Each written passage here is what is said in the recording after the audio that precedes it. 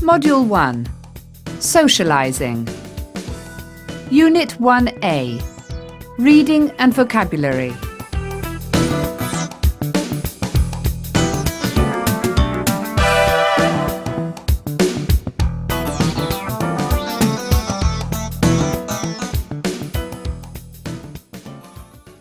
Exercise 3, page 10.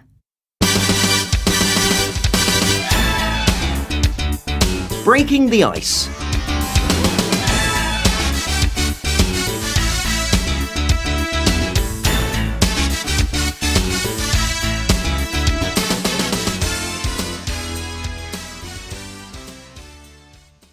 The new girl in your class seems very interesting, and you would like to get to know her better.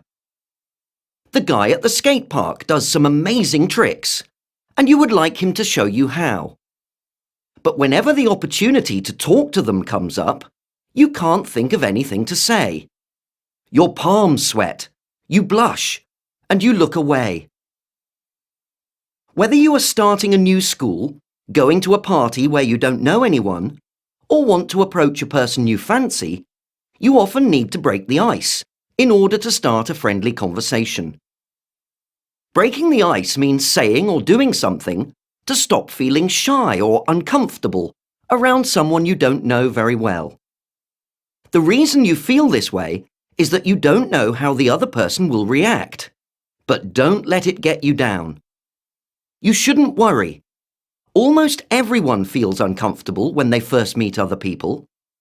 If you feel this way, the following tips can help you out. Smile. When you smile, people think you are friendly and easy to talk to. They are also very likely to smile back and help you feel more comfortable about starting a conversation. Develop passions. The best way to have interesting conversations is to be an interesting person. Get involved in activities and talk about them. Make sure you have something to add to a conversation. Be positive. Everybody likes to be around happy people. Try to always look on the bright side of life and to see something positive even in negative situations. People will enjoy your positive energy and benefit from it. Also, be confident. If you like yourself, others will probably like you too. Be a good listener. Develop listening skills. Don't take over the conversation and don't only speak about yourself. Ask other people questions about themselves too. This way, they'll know you're interested in them. Get out there. Don't avoid being around new people just because you feel uncomfortable. If you stay in a situation, you'll get used to it. It's not easy, but it's worth it. After all, the other person may want to talk to you as well, but be too shy to break the ice.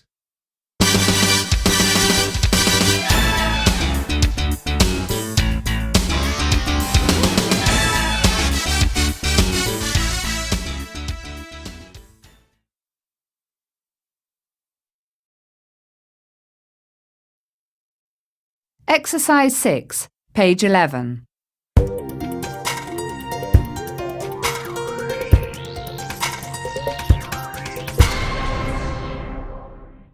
One. Optimistic. Pessimistic. 2. Shy. Confident. 3. Selfish. Generous. 4. Reliable. Unreliable. 5. Stubborn. Flexible. 6. Sincere. Insincere. 7. Sensitive. Insensitive. 8. Sociable. Unsociable. 9. Patient. Impatient. 10. Easygoing. Irritable.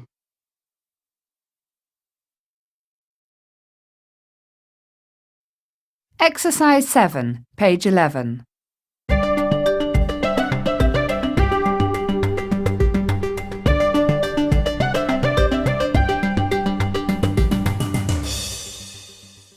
Anne.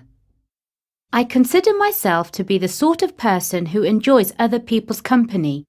I like to meet new people and I love to chat. Sue.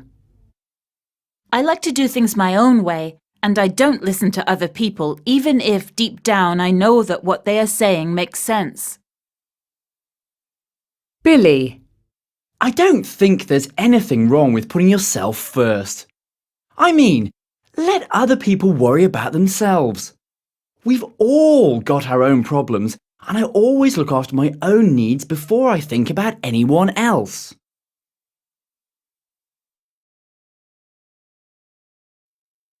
Unit 1B, Listening and Speaking. Exercise 3, page 12. Hello, my name is Harry. Have we met before? I don't think so. I'm Mary Newton. Nice to meet you, Mary. Are you new here? Yes, we've just moved in next door. Really? Welcome to the neighbourhood then. Thanks. What's your name? I didn't catch it. I'm Harry. What a nice day. Indeed it is. Have you been living here long? For as long as I remember. My family moved here when I was 3. Have you got any brothers or sisters? One sister. And you? No, I haven't. I'm an only child. I see. How old are you? I turn 16 next May. That makes us the same age. Great. Maybe we'll have some classes together at school. Yes, I hope so. OK, I'll see you Monday then.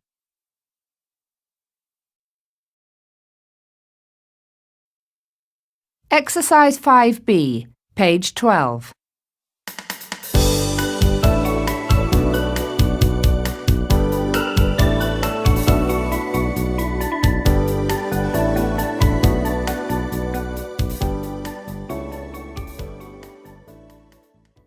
I spoke to some young people to find out about their relationship with their family. Speaker 1. I often feel lonely at home. Both my parents work, so I spend a lot of time alone. It's not that I don't have anything to do, but I'm desperate for some company. If I had a brother or a sister, my life would be a lot different. Speaker 2. Many of my friends complain about their parents being old-fashioned and strict. Luckily, I don't have such problems at home. I can discuss anything that troubles me with my parents without being afraid that they will criticize me. Speaker 3. I live with my parents, my 2 sisters and brother, and my grandparents. I never feel bored or lonely at home, but I sometimes wish I could do my own thing without being interrupted by anyone. Speaker 4. I believe old people are great company. You can learn a lot from them about the past, and they can give you useful advice about the present. I enjoy spending time with my grandparents, and I visit them regularly for lunch. Speaker 5. I find communicating with my parents almost impossible. Dinner time is the only opportunity for us to see each other and discuss things, but we always end up fighting over something. They seem incapable of seeing things from my point of view.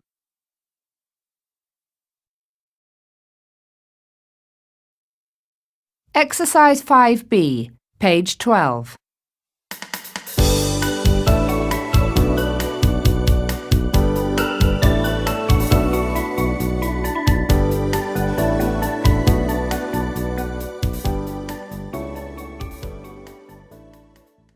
I spoke to some young people to find out about their relationship with their family. Speaker 1. I often feel lonely at home. Both my parents work, so I spend a lot of time alone. It's not that I don't have anything to do, but I'm desperate for some company. If I had a brother or a sister, my life would be a lot different. Speaker 2. Many of my friends complain about their parents being old-fashioned and strict. Luckily, I don't have such problems at home. I can discuss anything that troubles me with my parents without being afraid that they will criticize me. Speaker 3. I live with my parents, my 2 sisters and brother, and my grandparents. I never feel bored or lonely at home, but I sometimes wish I could do my own thing without being interrupted by anyone. Speaker 4. I believe old people are great company. You can learn a lot from them about the past, and they can give you useful advice about the present. I enjoy spending time with my grandparents, and I visit them regularly for lunch. Speaker 5. I find communicating with my parents almost impossible. Dinner time is the only opportunity for us to see each other and discuss things, but we always end up fighting over something. They seem incapable of seeing things from my point of view.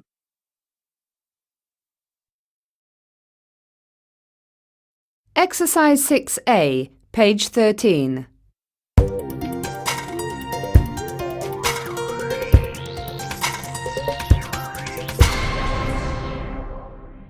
One, Excuse me. Yes, can I help you?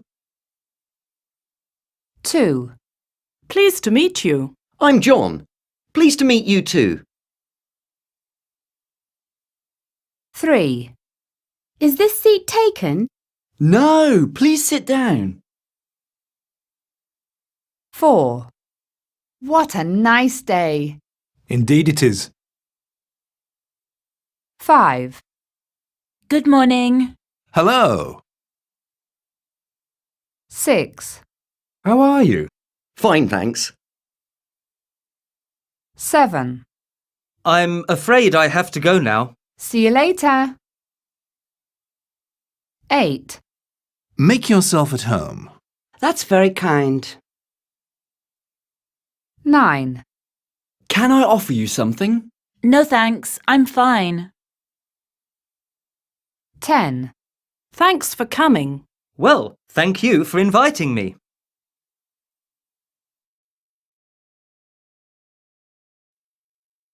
Exercise 8, page 13.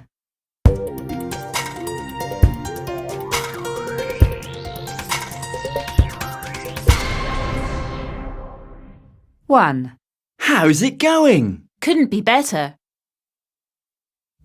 2, Talk to you later. Take care. 3, I'm glad you came. So am I. 4, Thank you very much. Don't mention it. 5. I haven't seen you for ages. I know, you haven't changed a bit.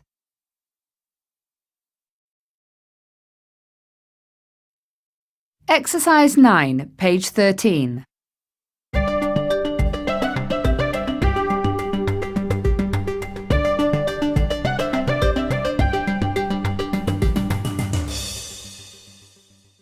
One A. Excuse me. 1B. Excuse me. 2A. What's up? 2B. What's up? 3A. Is this seat taken? 3B. Is this seat taken?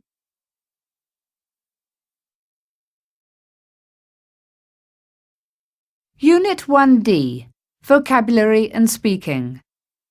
Exercise 6, page 17.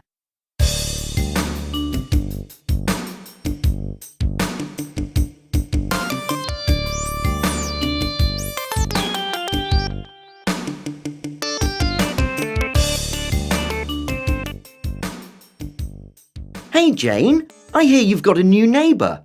What does she look like? She's very tall and has long, brown, straight hair. She's also slim and rather pretty.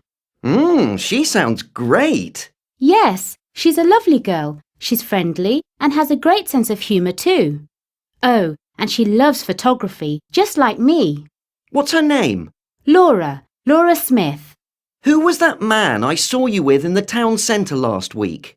Which one? He was a bit on the plump side and not very handsome. I can't think who you mean. Did he have a beard and a moustache? Yes, and he was almost bald. That was my uncle Roger. We were shopping for shoes. Have you met the professor at college yet? No, why? Is she nice? She is, actually. She's very talkative, not dull and boring like Mrs. Brown. The whole class wasn't falling asleep for once during the lesson. That's good. I saw a short, thin woman going into your classroom earlier. Was that the new teacher? No, Mrs. Jones is in her early 50s, has short white hair, and is about average height. I look forward to meeting her. Who's that young man over there? Which one? The one with short curly fair hair and green eyes. Is he holding a rucksack? Yes, he is. That's my cousin, Bill.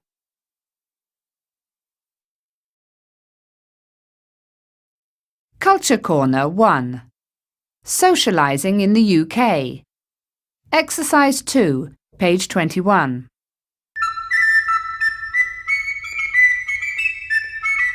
Social etiquette in the UK.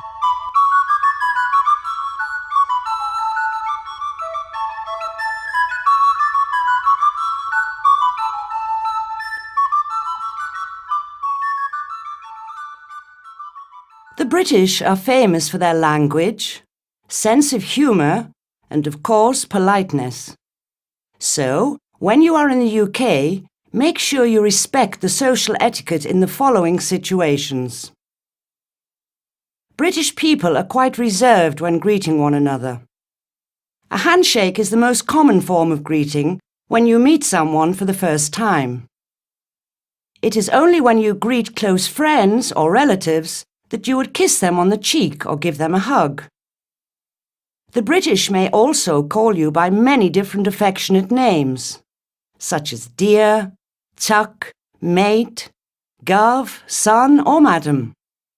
Do not be offended, this is quite normal. The British like their privacy, so not all topics are safe for small talk. Avoid asking people about their age, religion, politics, marital status, weight, or how much they earn. Instead, acceptable small talk topics are family, films, television, sport, studies, food, hobbies, and of course the weather. When you visit people at home, make sure you're on time. It's also nice to take a gift for your hosts, such as a bottle of wine, a bunch of flowers, or a box of chocolates. A British person might say, "Come and see me soon," or "Drop in any time." However, you must always phone before you visit someone.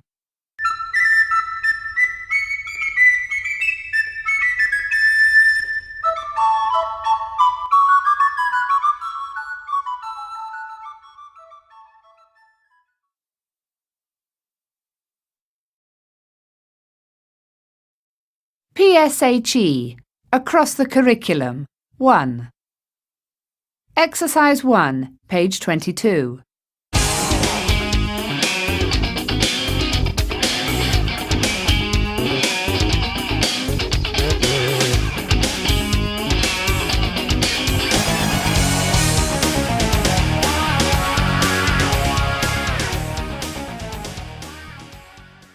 Good morning.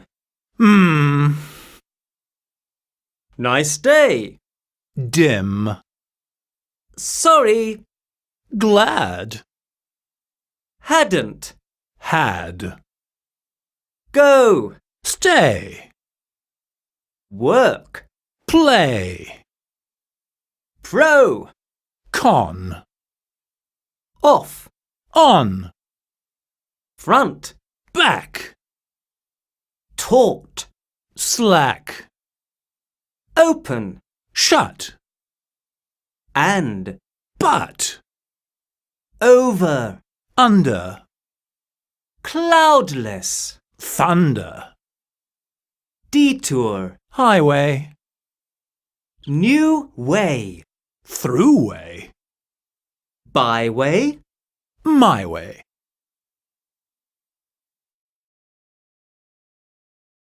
Exercise 5, page 23.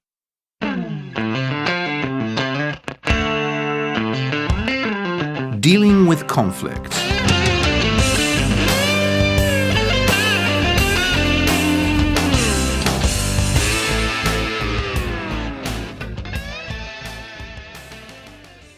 Losing friends is about as easy as making friends if you don't know how to deal with anger and conflict.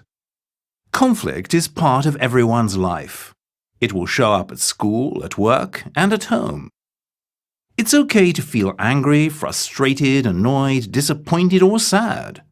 These feelings are natural, but it's how you deal with them that makes the difference.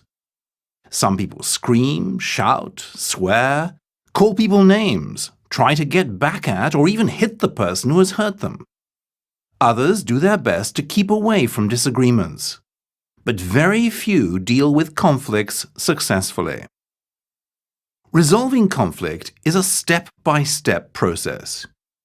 Before you start discussing the problem, cool off, count to 10, take a deep breath, and imagine a relaxing place. Then say what's really bothering you. While doing that, watch how you express yourself. Don't blame or accuse. Share how you feel by using I statements. For example, don't say, "You are always bossing me around," but "I feel frustrated because you don't pay attention to what I think." You want people to hear your opinion, so make sure you practice what you preach. Listen carefully to the other person and accept that he or she might see the problem in a different way. Be flexible and open-minded, willing to apologize, forgive, and move on.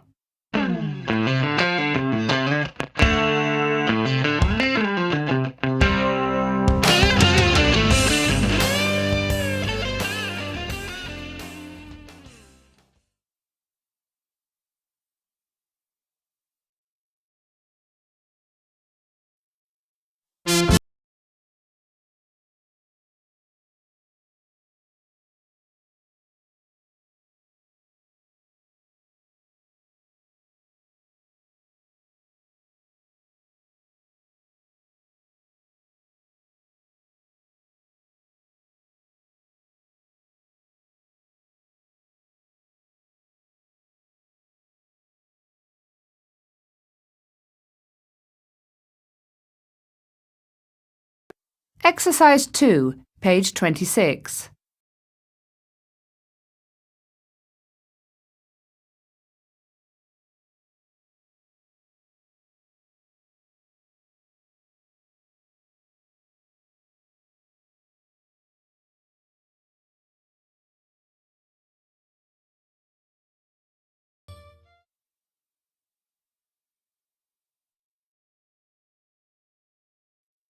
Exercise 3A, page 26.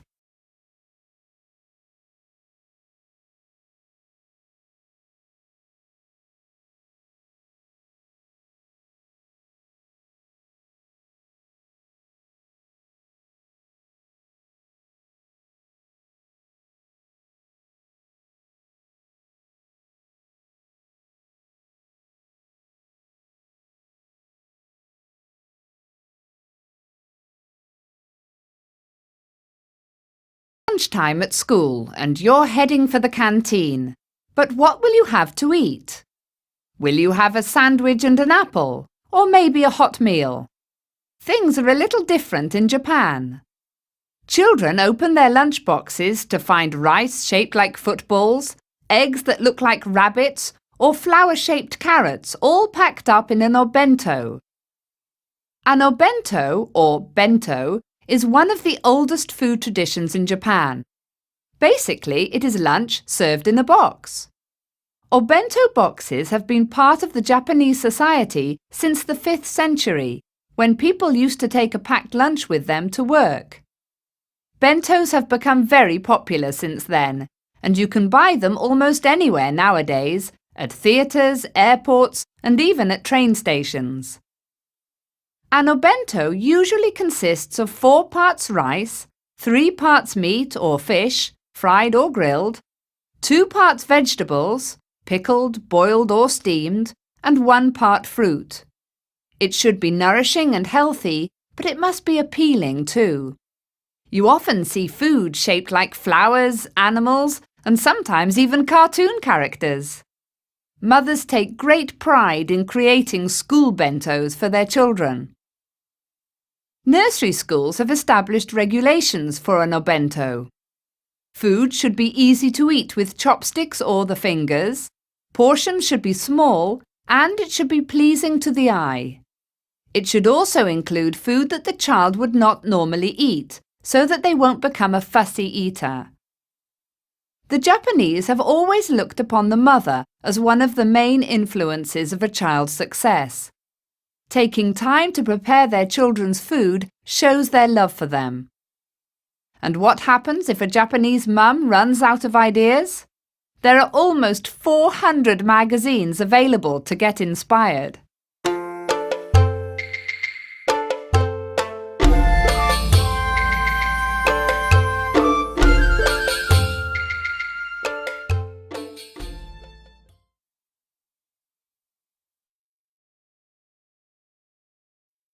Unit 2B, Listening and Speaking.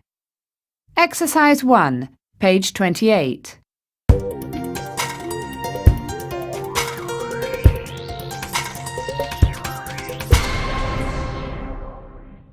One. Excuse me, can you tell me how to get to the menswear department, please? Certainly. It's on the 3rd floor. You can take the lift, which is on your left, or the escalator over there. Thank you very much. You're welcome. 2. Excuse me, how much is this cassette player? It is £7.50, but I'll let you have it for a £5. I'm not sure. It's in very good condition. It was my son's and he has looked after it. I'll even throw in a couple of tapes for free. Oh, all right then. £5. Here you are. 3. Let's go in this boutique. I want to look at that dress. All right, but don't take ages. I want to go to the bookshop. Okay. Then we can go for a coffee. There's a nice coffee shop on the upper level. Right, agreed.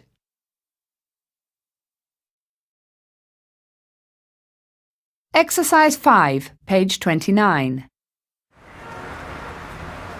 What nice sunglasses. Are they new? Yes, I bought them a couple of days ago. I'm glad you like them. They really suit you. Where did you get them? At Stacey's, in the town centre. Whereabouts is it exactly? In Crimpson Street, opposite the bakery. Were they very expensive? No, not at all. They were only £2. That's a bargain.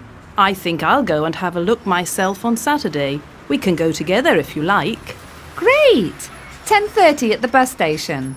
OK, see you there.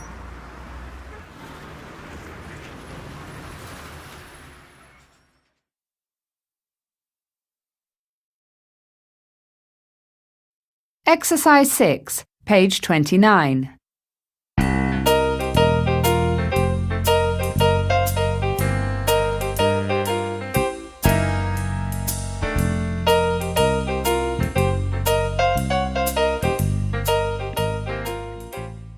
Fed up with going to the same old shops all the time? Want somewhere new to hang out with your friends? Then get down to Camden Stables Market for hours of shopping fun. Whether you love keeping up with the latest fashions or are looking for a gift for someone, you can find everything from jewellery to antiques. If you get hungry, you can head to the international food stalls and grab a bite to eat. You'll probably need something to eat after making your way around the 500 shops and stalls in the market. The market is open 7 days a week from 9:30 to 5:30, so finding a time to visit should be easy. You can drop by after school or at the weekend. Just hop off the train at Chalk Farm Underground Station on the Northern Line. See you there!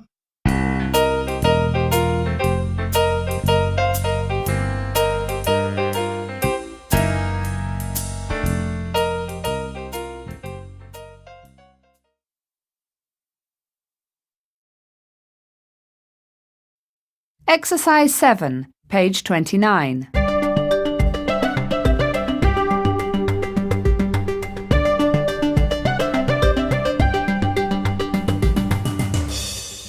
One. Are they new? 2. Were they expensive? 3. Where did you get them from? 4. Whereabouts is it exactly?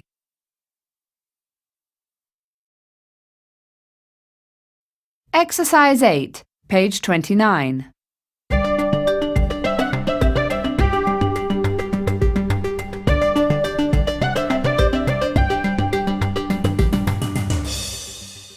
One. Can I help you? No, I'm just looking, thanks. 2. How would you like to pay? By credit card. 3. Have you got it in a small? Let me have a look. 4. Do you like the colour? Not really. Have you got it in blue?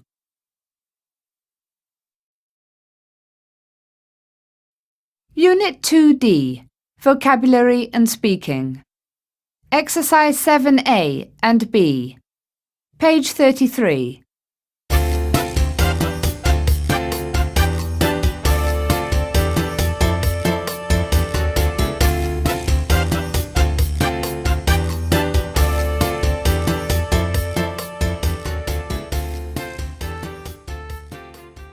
One.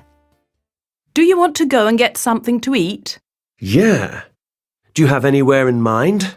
We could try that new sushi place next to the post office. Sorry, but I don't really feel like sushi. Do you know anywhere else? What about that Italian restaurant opposite the university? Right. Have you been there before? Yes, we went after class the other day, and I ate like a horse. Really? Yes. First of all, there were so many dishes to choose from. The food was great, and the portions were huge. I was really full when we finished. Plus, the staff are friendly and fun. Why waste another minute then?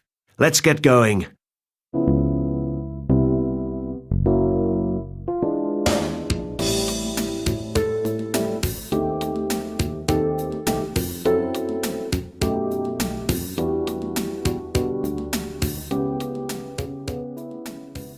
Two. What do you think about that new restaurant down the road? Oh, I wouldn't recommend it. We went there the other day and it was a total letdown. Why? What's wrong with it? First of all, there was a really long queue. It took us 45 minutes to get seated. Really? Was the service quick at least? No, the service was really bad. The waiter mixed up our order. He also spilled Coke all over me. My white shirt was totally ruined. Oh no. What about the food? It was so spicy that I barely touched anything. When we left, I was still hungry. And the prices? At first we thought it was ridiculously expensive, but then we realised that they overcharged us.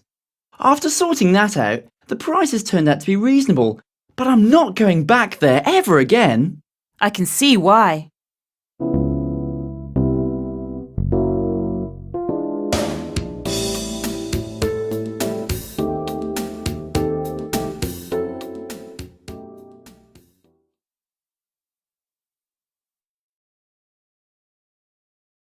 Culture Corner 2. Exercise 3, page 37.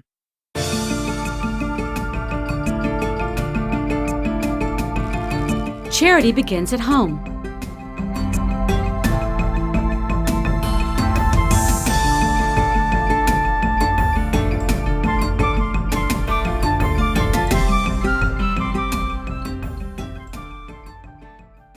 It is said that charity begins at home, and people in the UK seem to have put these words into practice. Their enthusiasm for helping others shows in the 187,000 charity organizations that exist in the country. Some of the most famous ones are Oxfam, Age Concern, the RSPCA, the British Heart Foundation, and Marie Curie Cancer Care. People donate money to charity organizations or volunteer to help them raise money. Many of these organizations run charity shops. The first charity shop in the United Kingdom was established by Oxfam in Broad Street, Oxford. Oxfam has the largest number of charity shops in the UK, with over 800 stores. Charity shops sell goods at very low prices. The items for sale are usually second-hand and donated by members of the public. These include books, records, CDs, clothes, accessories, household items, furniture, and costumes for special occasions such as Halloween. There are bargains for everyone. Some charity shops also sell new goods that are somehow related to the cause they support. In Oxfam stores, for example, you can find fair trade food and crafts. The staff who work at charity shops are volunteers, so most of the profits from the sales go towards the charity. In the U.S., where charity shops are called thrift stores, this kind of shopping is so popular that it has got its own word. It's called thrifting.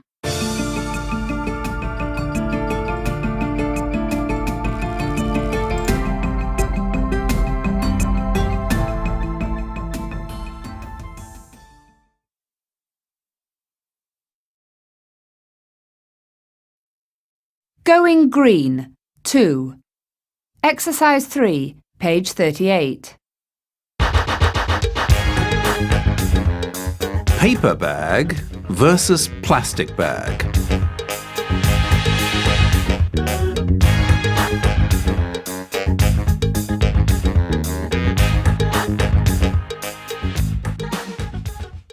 Where does it come from? Paper. As you know, paper comes from trees. But you may not know that it takes about 3 tons of wood chips to get 1 ton of paper pulp. Can you imagine the number of trees needed every year just to make paper? You might also be surprised to know that we wash, bleach, and color this paper pulp using chemicals that harm the environment. Plastic. Plastic comes from oil. Now, we all know that the oil industry causes pollution. Furthermore, the manufacturing of plastic bags uses a lot of electricity, which is not good for the environment. Where does it end its life? Paper. Your paper bag can end up in a landfill site, where it will take years to break down. If you take it to a recycling center, it means more energy and chemicals are used. Either way, there's waste. Plastic. Like paper, plastic bags often end up in landfills. In fact, in the UK, for example, we recycle only 1 in 200 plastic bags. So, what happens to the rest? We throw them away. A plastic bag takes more than 1,000 years to decompose. In the meantime, plastic bags cause over 100,000 sea turtles and other marine animals to die every year, when animals mistake them for food. The verdict. We use large amounts of natural resources to make both paper and plastic bags. Both bags end up in the landfill anyway. So neither of them is the winner. The best way to carry your shopping and protect the environment at the same time is to choose a reusable fabric bag. Reusable bags take minimal energy to make, are light, and last for years.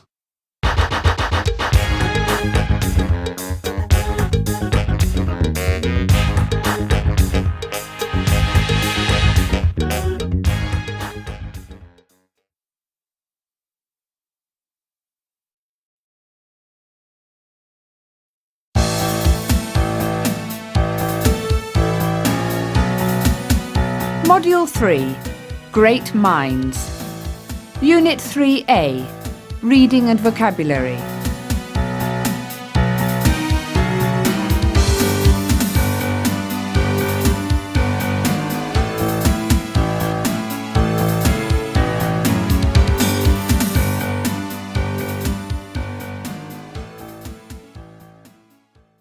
Exercise 1, page 42. Animals in the air.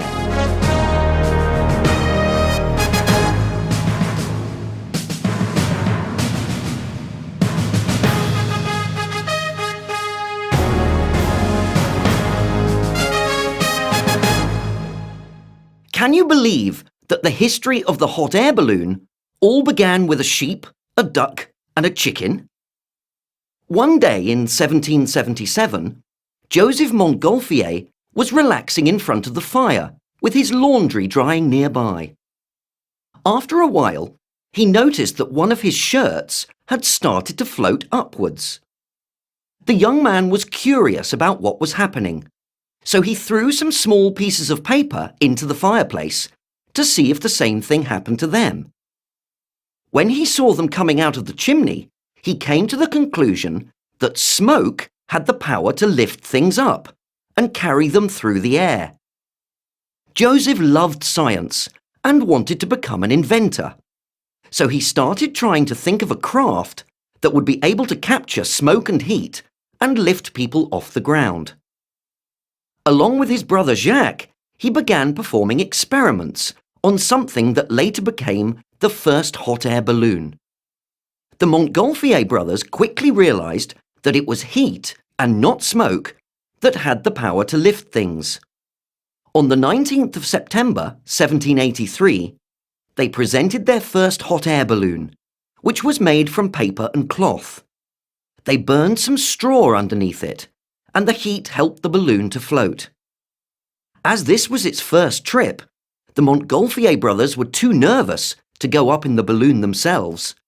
So instead, they put a sheep, a duck, and a chicken in the basket that hung below the balloon for the 2-mile journey. The new invention was a great success, and the animals landed safe and sound. A huge crowd, including some members of the French royal family, gathered to watch the balloon floating high in the sky. Shortly afterwards, the brothers asked the king for permission to send men up in the balloon. The king agreed, and the first flight, consisting of human passengers, took place in Paris on the 21st of November 1783, with great success. The balloon reached heights of around 150 meters as it floated over the Paris rooftops, starting a long tradition of hot air ballooning.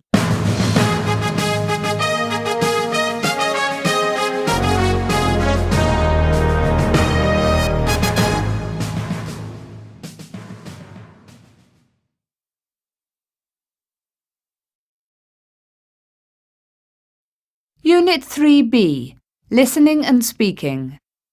Exercise 2A, page 44.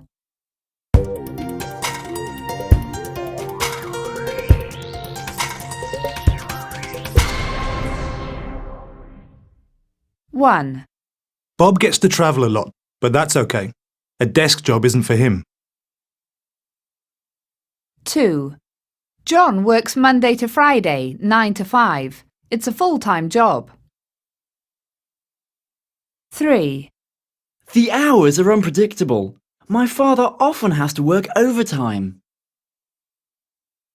4. My brother doesn't have to wear a uniform at work. 5. Jim's father is very well paid. His salary is £30,000 a year. 6. Tom's mother has just got a pay rise. Now she's on £1,850 a month. 7. They often have to meet tough deadlines, but they manage. 8. Anne often works the night shift. It's tiring, but she doesn't mind. 9. Now that Jenny has children, she works part-time from 4 to 8 every weekday. 10. She works as a freelancer from home. Unit 3B, Exercise 3A, page 44.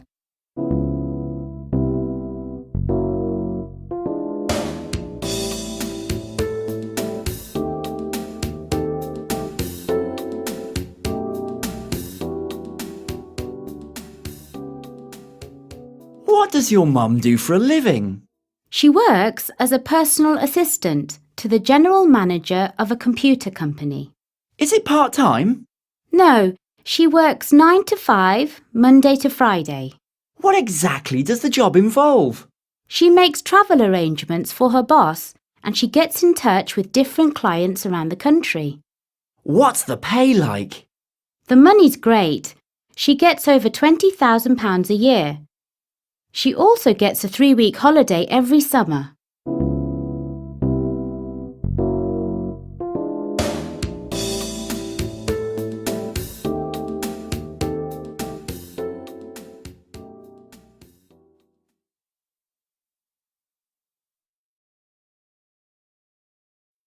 Exercise 5, page 45.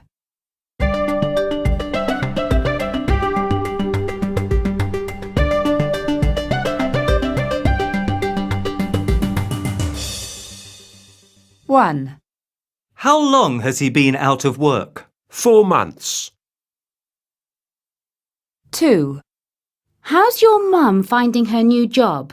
It's very hard. 3. How are things at work? The same as ever. 4. Working evening shifts must be tiring for your dad. He's got used to it. 5.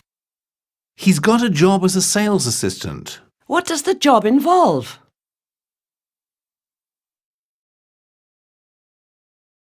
Exercise 6B, page 45.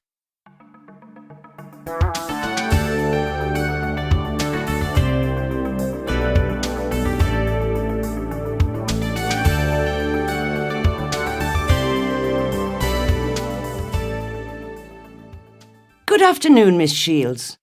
Are you here about the part-time shop assistant job? That's right. Great. I have a few questions to ask you, so please take a seat. Thank you. Firstly, I see you are still at school. Are you over 16 yet? Oh yes, I turned 16 a month ago. Now, we need someone who is enthusiastic and well-organised. I'm definitely both of those things. Well, according to my teachers anyway. Now, talking of teachers, we would need you to work flexible hours. Do you think the job would interrupt your lessons? No, I'm sure I can manage it. Remember, I'm very well organised. So, is there anything you would like to ask me about the job? Yes, actually. What sort of duties will I have to carry out? Oh, lots of things. You will have to serve customers and take payments and much more. I was a little worried, as I haven't worked in a baker's before. There's no need to worry. You don't need to have any previous experience, and we will train you when you start. One last thing you might like to know is that the pay is £5.50 an hour. Oh, that's great. Thank you very much. OK. When do you think you can start?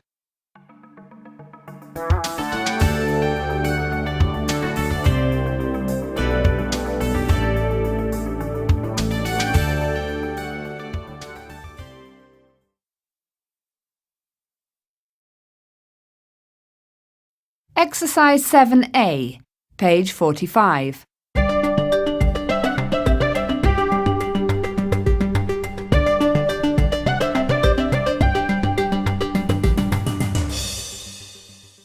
The dog ate the book.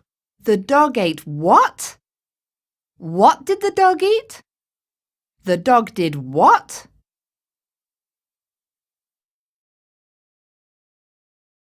Unit 3D, Vocabulary and Speaking. Exercise 2, page 48.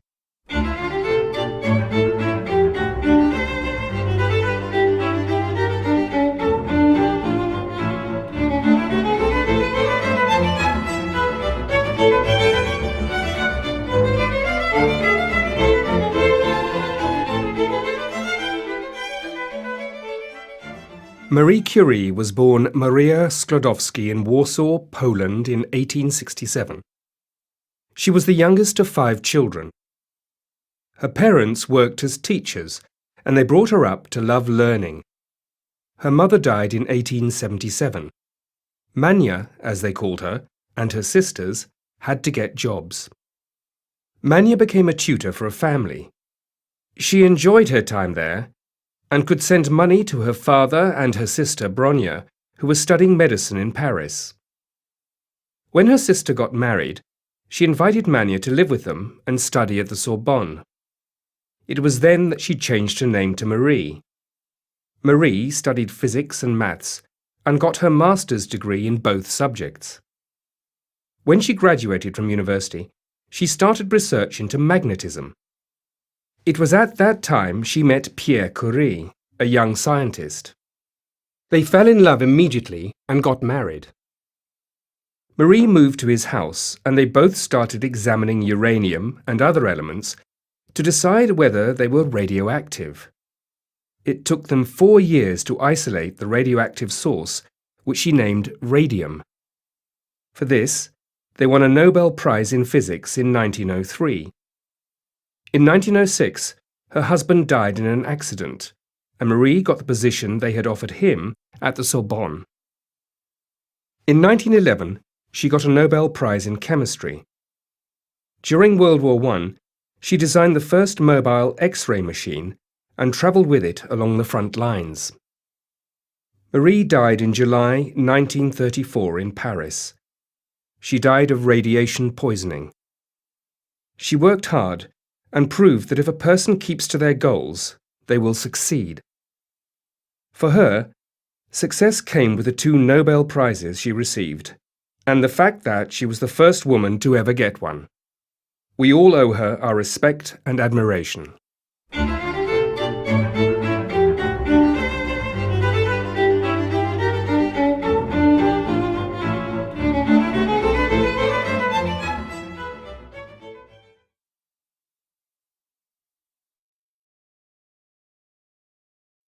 Exercise 4A, page 48.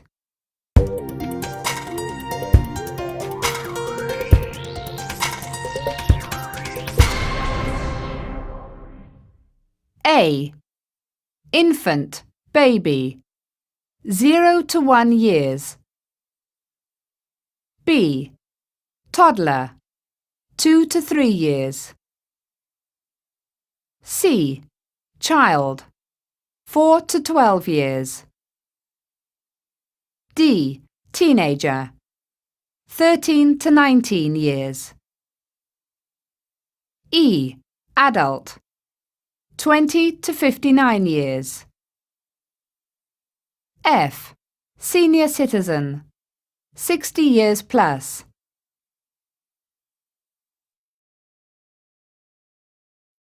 Exercise 5A, page 49.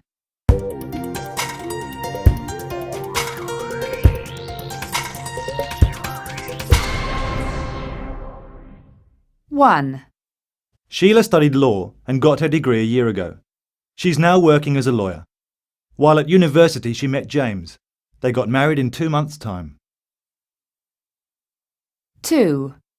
My aunt and her husband had a child recently, so they decided to move to a bigger house. 3. My elder brother decided to leave his job as a sales assistant and start his own business. 4. When my mother gets her driving license, she will buy a new car. 5. My best friend will change schools because her parents have accepted new jobs. They will be moving next month.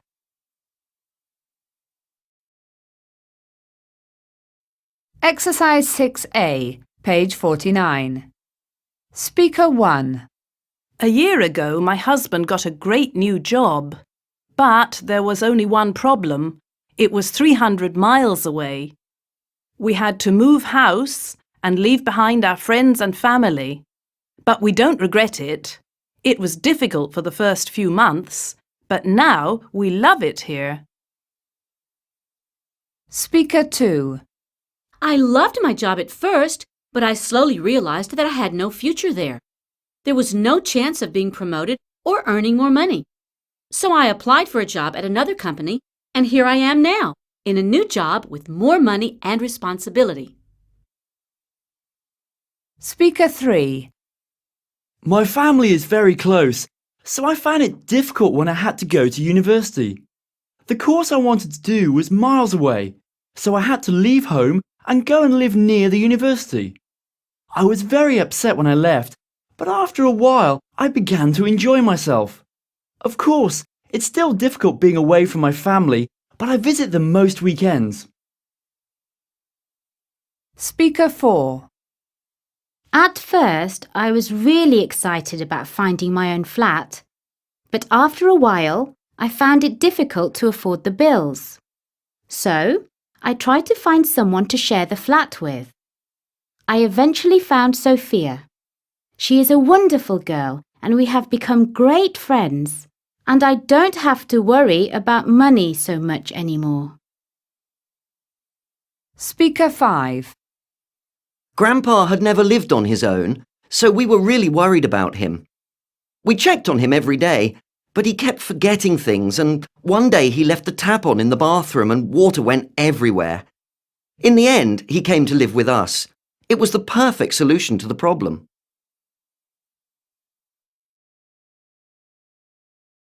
Unit 3E, Writing Skills. Exercise 1B, page 50.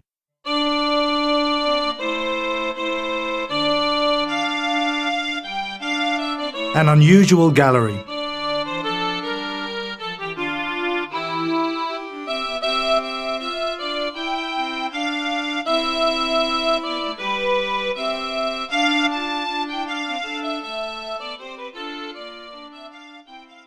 It was a beautiful afternoon in the woods near the village of Montignac. The sky was blue and autumn leaves covered the ground. 4 friends strolled happily among the tall trees, telling stories about treasures that people had hidden in the forest. As they were walking, one of the boys fell over. When the others ran to help him, they saw that there was a hole in the ground. Could this be a tunnel with hidden treasures in it? The boys started to dig, trying to make the hole bigger so that they could climb in and have a look. By this time, though, it was getting dark, and they didn't have a torch, so they decided to come back early the next day. They returned to the woods before school. One by one, the boys lit their torches and crawled into the small, dark tunnel. After about 10 minutes, the boy who was at the front let out a loud gasp. When he pointed his torch at the wall, everyone was amazed to see the walls covered with colourful pictures of horses, deer and oxen. The friends ran quickly to school and told their teacher all about their fantastic discovery. She called an expert, who went immediately to examine the paintings. Later that day, their teacher asked the boys to stay behind after school. They thought that they had done something wrong, but they were relieved when they saw their teacher's smiling face. The expert had confirmed that the boys were the first modern people to lay eyes upon the famous Lascaux paintings, which were at least 17,000 years old. They felt really proud.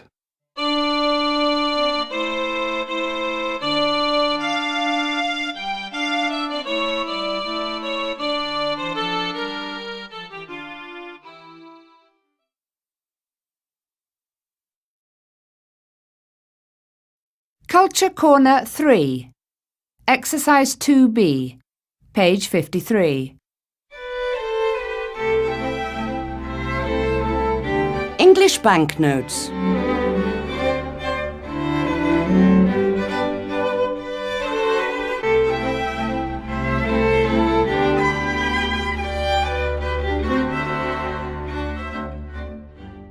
All the banknotes in the UK have a portrait of Queen Elizabeth II on the front and a famous historical person on the back. Read on to find out more. The £5 note, or fiver, is blue and green in colour and has a portrait of Elizabeth Fry on the back. Fry made her name by improving living conditions for women in European prisons. The main illustration on the note shows her reading to female prisoners in Newgate Prison. The £10 note, or tenner, is orange in colour. It was first issued in 1759. Since 2000, Victorian naturalist Charles Darwin, who developed the theory of evolution, has been on the back of the note. You can also see Darwin's ship, the HMS Beagle, as well as various flowers and animals he came across on his travels, in particular the hummingbird. The £20 note is purple, and up until very recently it had a picture of British composer Sir Edward Elgar on the back. The new £20 note shows Adam Smith, one of the fathers of modern-day economics. The £50 note is red and has a picture of Sir John Houblon on the back. Houblon was the first governor of the Bank of England. This note also shows an image of Houblon's house in Threadneedle Street, London, which is the site of the bank's present-day building.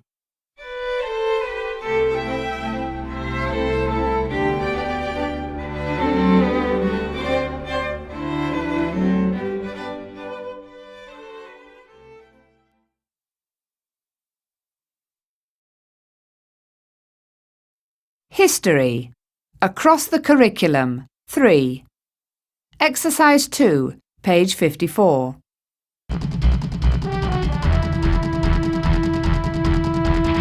The Master Thief of the Unknown World.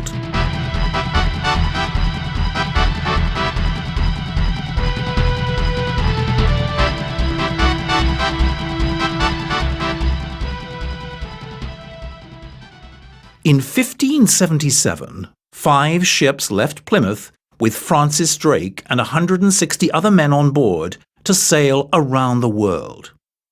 3 years later, only one ship, the Golden Hind, returned to England. After crossing the Atlantic, Drake left 2 ships on the east coast of South America. With the 3 remaining ships, he then found a new route around the bottom of the continent. But when they reached the Pacific, violent storms destroyed one of the ships and caused another to turn back to England. Next, the Golden Hind sailed north along the coast of South America, attacking Spanish ports. This was because at that time the Spanish controlled all the gold from the New World, and Drake wanted it. Drake also captured Spanish ships and stole their maps and treasure. The Spanish called him the Master Thief of the Unknown World. Finally, Drake sailed to North America and then crossed the Pacific to the Moluccas Islands in the southwest. Eventually, he sailed round the southern tip of Africa and arrived in England in September 1580. When Drake returned, he was knighted by Elizabeth I. He was the first Englishman to sail around the world. He had made many discoveries and had brought back an amazing fortune in treasure.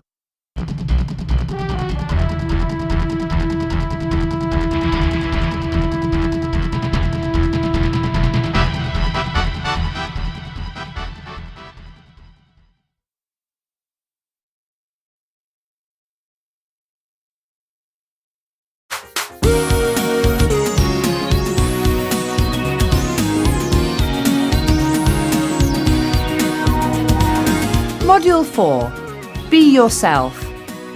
Unit 4A. Reading and Vocabulary.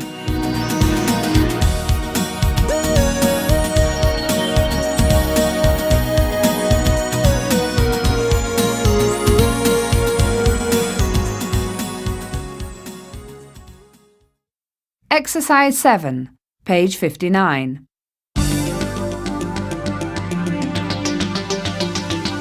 Do you feel at home in your body?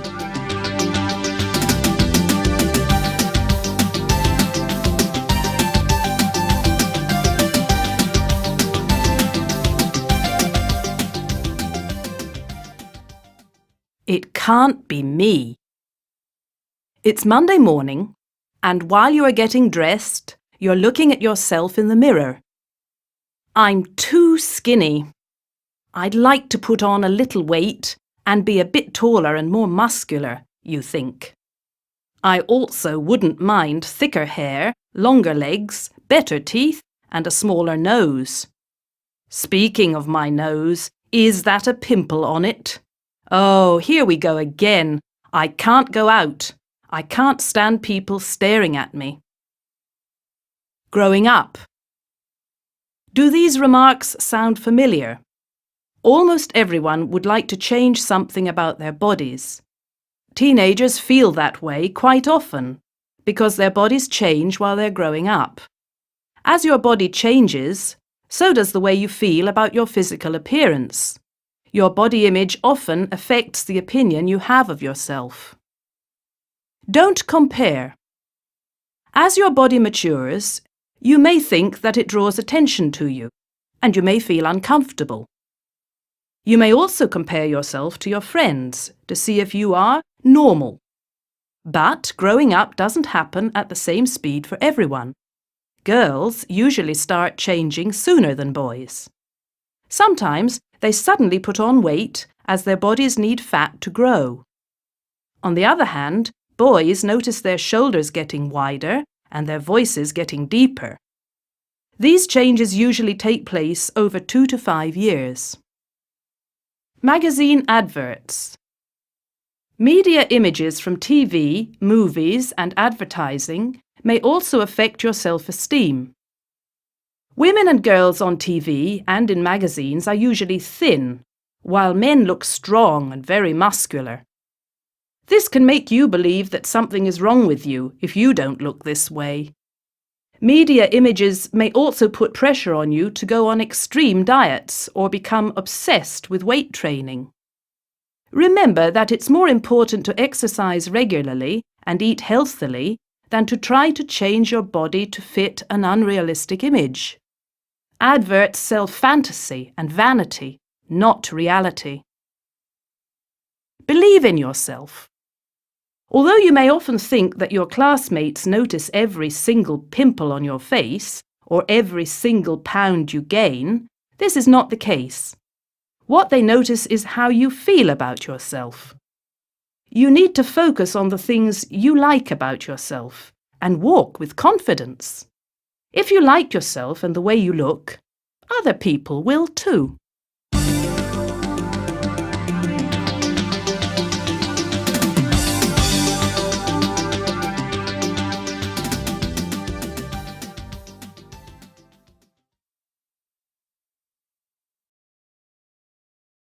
Unit 4B. Listening and Speaking. Exercise 3, page 60.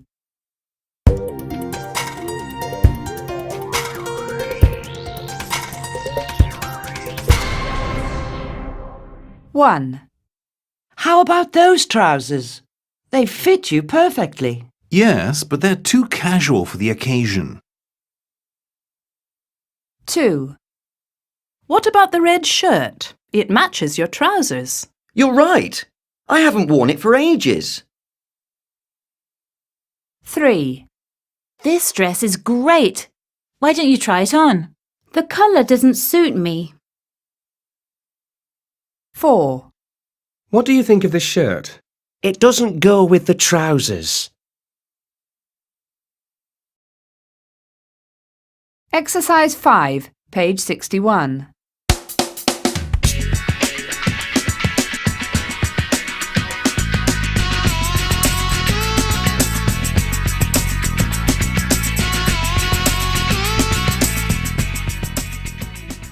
I can't believe you aren't ready yet, Lisa. The party starts in less than an hour.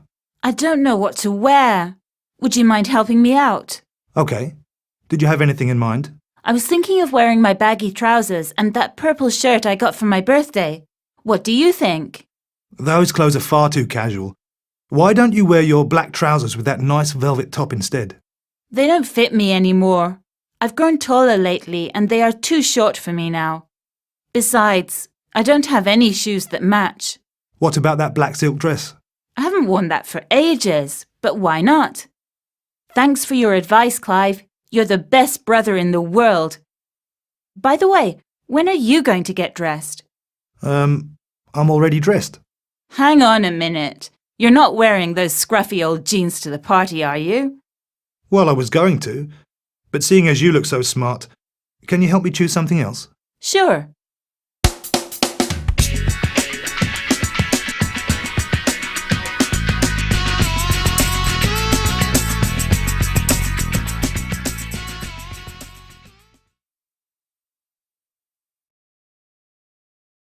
Exercise 8, page 61.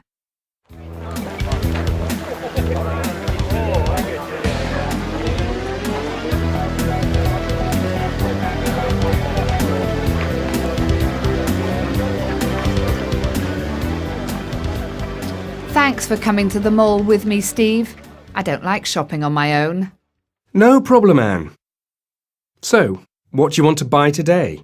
Well, I want to wear something really special at my birthday party tomorrow.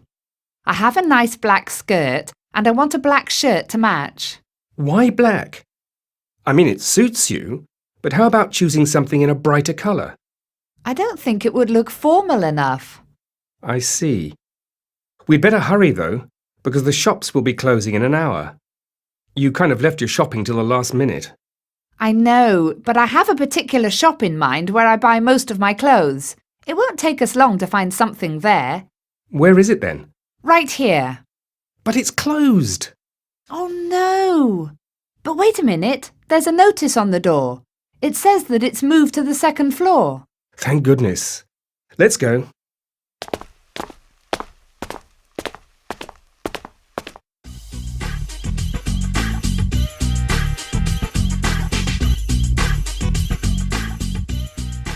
Good afternoon. May I help you? Yes, I'm looking for a black shirt. Have you got any? Yes, we have this one here or this one. Anne, look at this yellow one. It's lovely. Yellow? Oh, I don't know, Steve. Come on, just try it on. You might like it. Oh, OK then. Have you got this in a medium? Yes, here you are. The fitting rooms are over there. Anne, this looks great on you. Yes, doesn't it? I think I'll have it. Great. You'll certainly look fabulous tomorrow.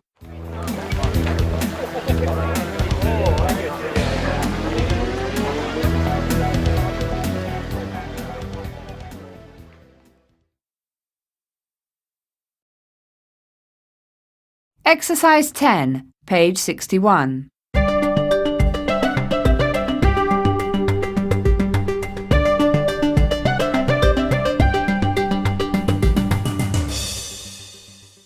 Excellent. Disgusting. Amazing. Brilliant. Dreadful. Unit 4D, Vocabulary and Speaking. Exercise 2B, page 64.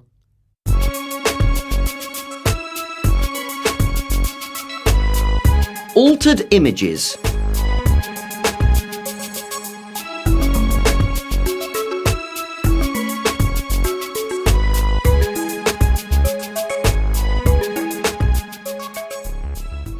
Look at the posters on your bedroom wall. Brad Pitt has got great skin, hasn't he? Penelope Cruz has got a fantastic figure, right? The truth is, no, they haven't. At least not all the time. Film stars, pop stars and models have bad days too, just like everyone else. They get spots and blemishes every now and then, and they put on a few extra pounds from time to time too. So how come we never see those photos?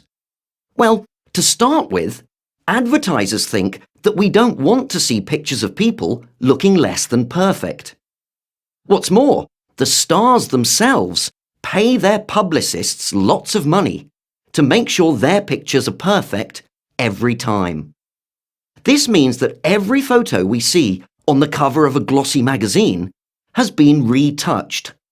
Stomachs are flatter, legs are longer, lips are fuller, and waists are slimmer. Although we know this, we still can't help comparing ourselves to these unlikely images and feeling unhappy about the way we look. What we should do is say, "Wow, this photo is really phony," and laugh at the fake beauty we see in media images, or better still, ignore them altogether. No one looks perfect 100% of the time, and we shouldn't let the media influence how we feel about ourselves.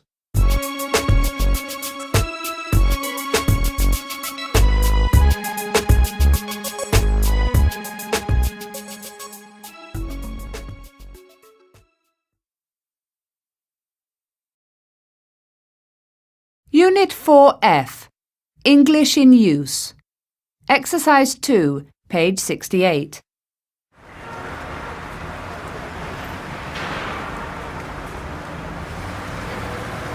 This clothes shop has just opened. Let's go in and have a look.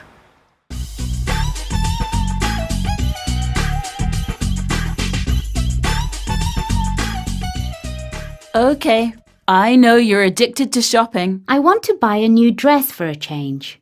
This one's nice. No, the colour doesn't appeal to me. I know purple is popular with teenagers this year, but I never pay much attention to the latest trends. Well, I think you'd look good in this green one. It matches your eyes.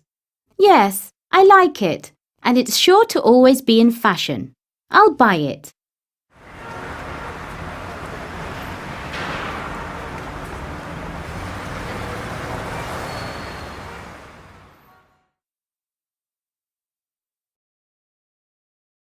Culture Corner 4.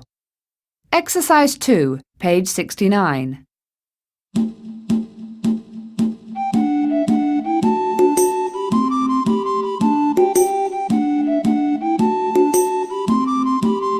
Traditional costumes in the British Isles.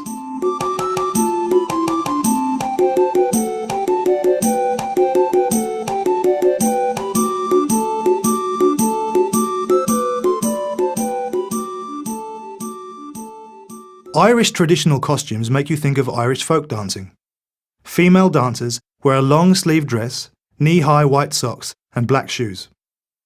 The colourful patterns on the dresses are based on Celtic designs.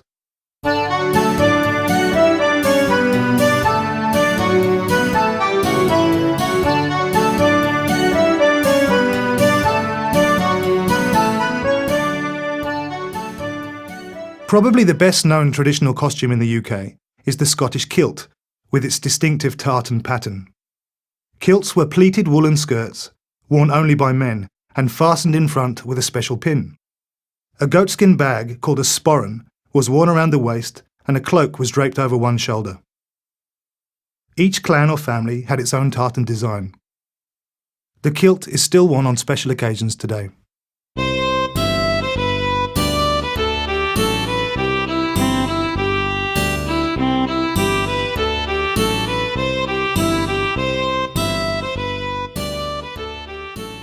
What everyone recognises about the Welsh costume is its tall black hat, or beaver hat, worn over a lace cap. Women, in the past, wore it with a long full skirt and a white apron. A shawl, usually red, was worn around the shoulders. The outfit was complete with black shoes and stockings, and ladies carried a basket.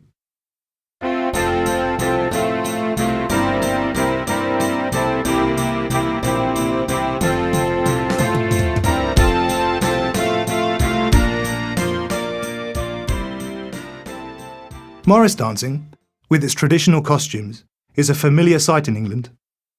These dances are performed outdoors in country villages during the summer. The dancers wear white trousers, a loose white shirt, and a pad of bells around the bottom half of the leg.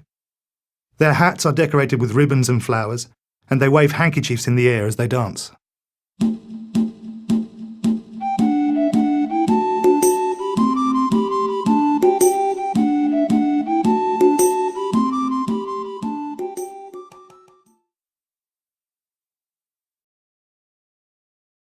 Going Green 4.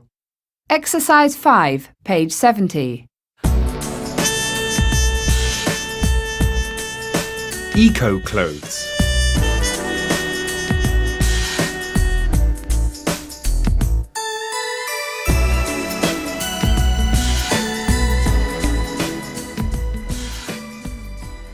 Take a look at the clothes you are wearing. Are they made from natural fabrics, such as cotton, linen or silk, or from synthetic fabrics, like nylon or polyester? Which type of fabric do you think is more environmentally friendly? Natural or synthetic? You may be surprised by the answer. Most people believe that natural fabrics are better for the environment than synthetic ones, but this isn't always true. For example, while it only takes a pound of cotton to make one t-shirt, it takes 1/3 of a pound of pesticides to grow the cotton in the first place. Then, the cotton may be treated with all kinds of chemicals to change the colour. Unfortunately, all of these chemicals end up as waste, which contaminates our rivers and soil. So what is the best thing to do? Well, when it comes to buying new clothes these days, you don't have to worry, as you can simply choose to buy organic. This means buying clothes that are produced in a way that causes as little harm to the environment as possible. Here are some of the different options on offer. Bamboo clothing is as soft as cashmere and allows your skin to breathe. It also keeps you cool in hot weather and warm in cold weather. Eco-fleece is a kind of polyester from recycled plastic bottles. At the recycling centre, the plastic is washed, chopped and turned into flakes, which are then melted, made into fibres and woven into cosy pullovers. Linen grows more quickly than cotton and needs fewer chemicals to produce it. It doesn't take a lot of effort to be naturally fashionable, so why not give it a try?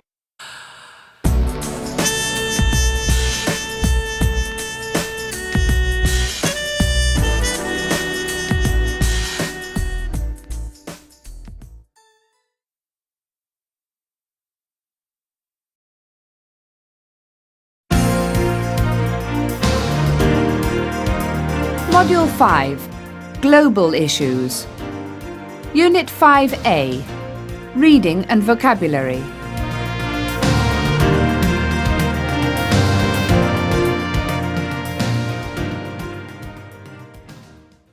Exercise 1, page 74.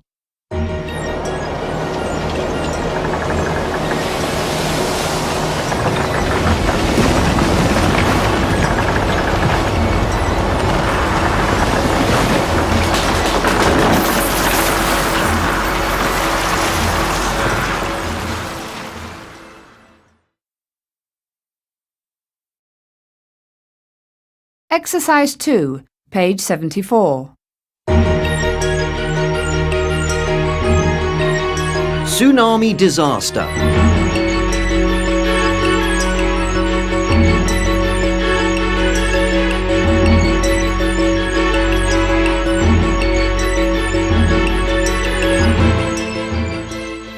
A ship carrying 350 tons of rice, water, tinned fish and other supplies arrived at Nias, Indonesia today, and we have already started distributing food to the people. Unfortunately, cracked roads and collapsed bridges are making it very difficult. In the meantime, we keep searching for more survivors. In the early hours of Thursday, we managed to find a 13-year-old girl who was still alive. She had been buried underneath a 5-story building for 52 hours. Jason. I was lying on the beach sunbathing when I suddenly noticed huge waves. Before I knew it, the water had reached me. I started to run, but I couldn't, because the water was up to my knees. People around me were screaming. A few seconds later, I was under the water. Pieces of wood were hitting me. Luckily, a man who was on a palm tree pulled me out of the water onto the tree. After a few hours, we were rescued by some local men and taken to the hospital. Bill. At the hotel, my colleagues and I were helping injured people. We gave them emergency first aid before they were taken to hospital. Some of the injuries we had to treat were quite horrific. The streets outside were littered with fallen palm trees and huge pieces of wood and metal. Sue. An earthquake that occurred at 7:59 local time under the Indian Ocean generated the biggest tsunami the world has seen in the last 40 years. The massive waves have killed over 10,000 people in southern Asia. Thousands have lost their homes. This must be one of the worst natural disasters in recent history. Alex. Unit 5B, Listening and Speaking. Exercise 3, page 76.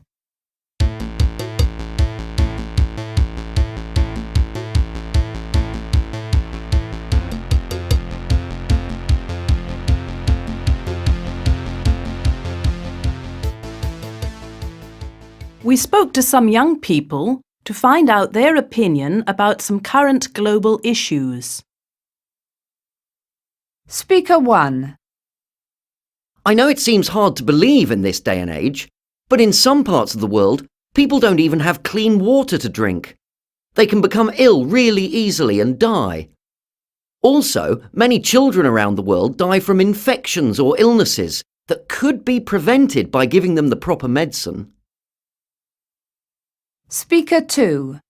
There have been a number of large-scale disasters around the world lately which have destroyed many people's homes and left them with nowhere to live.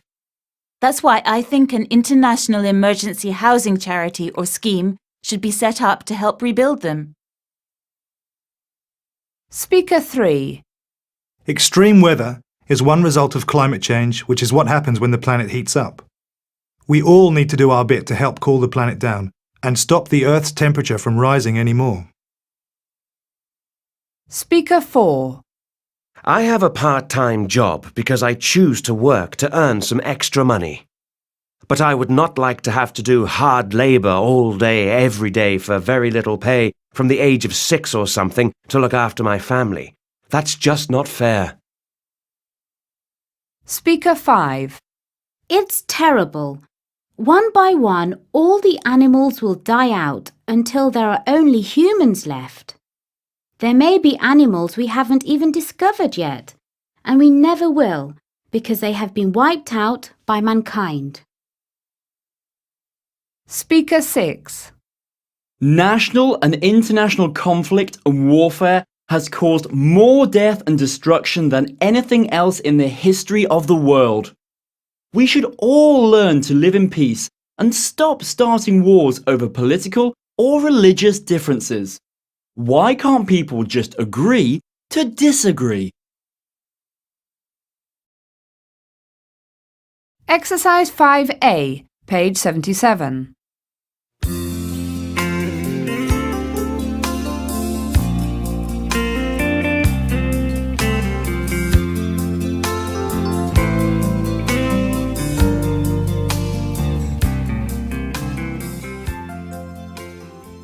I saw a documentary on TV last night, and it really opened my eyes about poverty in the developing world. Really? Yes, it's shocking.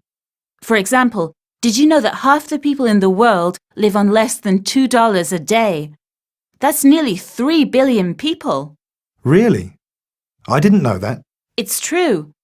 And what's more, 30,000 children die every day around the world because of lack of food and medicine and a permanent home. Goodness me. That's terrible. It is, isn't it? So what can we do to help? Well, I think the problem happens because people don't get a good education. Yes, I think you're probably right. And if people don't get a good education, then they can't find jobs. True. And if they aren't able to find jobs, then they can't earn any money. Exactly. I think the government should set up better schools. I agree. They could also have a system which trains people for jobs. Yes, both solutions would certainly help the situation.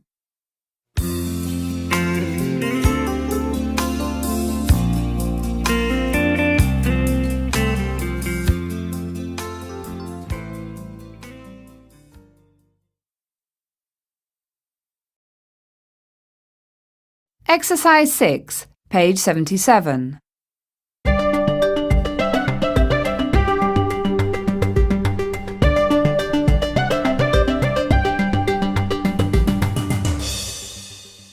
One. We shouldn't cut down forests. I suppose you're right. 2. We need to recycle more. Absolutely. You are right. 3. You mustn't take pictures in here. I had no idea.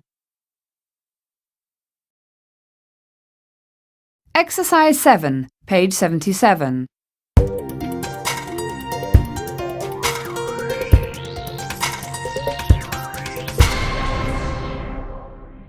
1. What are you looking at? 2. I didn't know such things existed. 3. Yes, they have been around for a while now. 4. For lots of reasons. 5. They certainly can't all fit in there. 6. And look, it is so small and easy to park. Unit 5D. Vocabulary and Speaking. Exercise 3, page 80.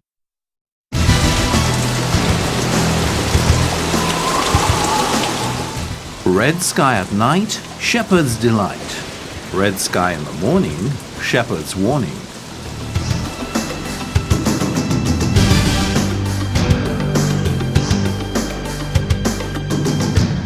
We all hope for warm and sunny weather at the weekend or during our holidays.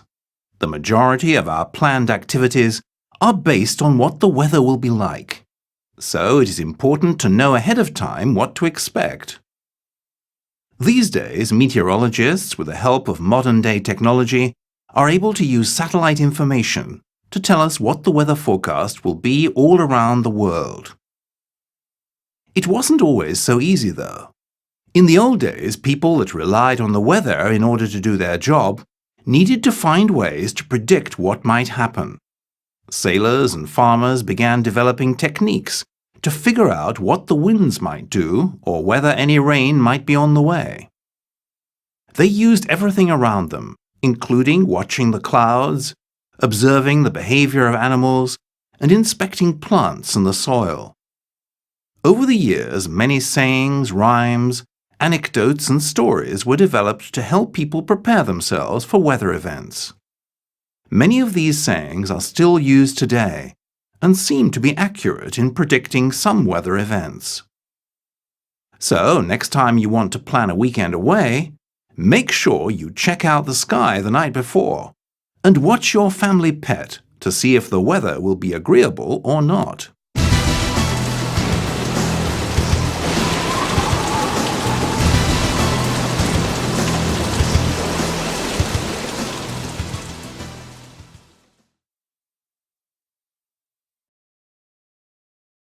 Exercise 4, page 80.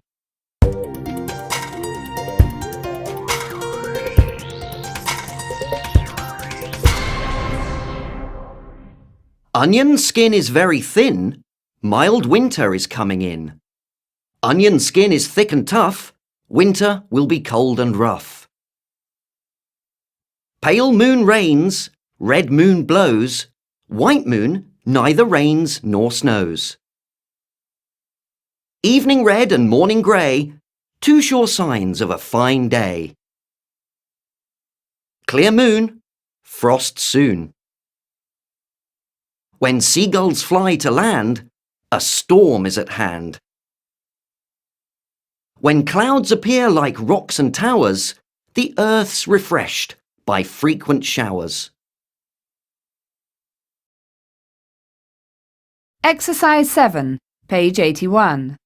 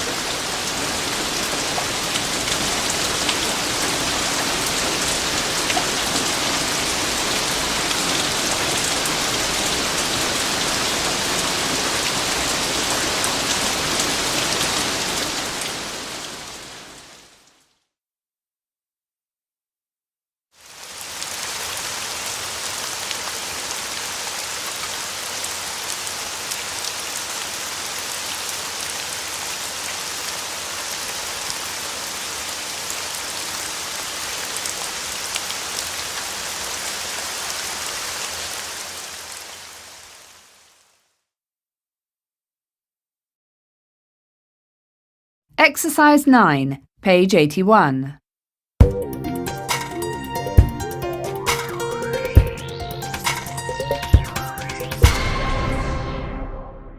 One. We're in for frost tonight. Oh dear, I'd better cover the tomato plants. 2. There's going to be a shower by the looks of it. Right. I will bring my umbrella then. 3. Bit nippy today, isn't it? It is. You need to wear a warm coat. 4. What strange weather we are having. I know. It is unusually warm today. 5. I think it will clear up later. I hope so. We have plans to go to the park. 6. I heard that heavy rains are on the way. That's good. It's been a very hot, dry summer. 7. They're expecting snow in the north. Great! That means we can go skiing soon. Unit 5E, Writing Skills.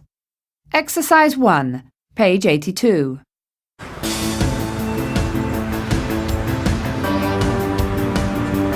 What can we do to reduce traffic in our city?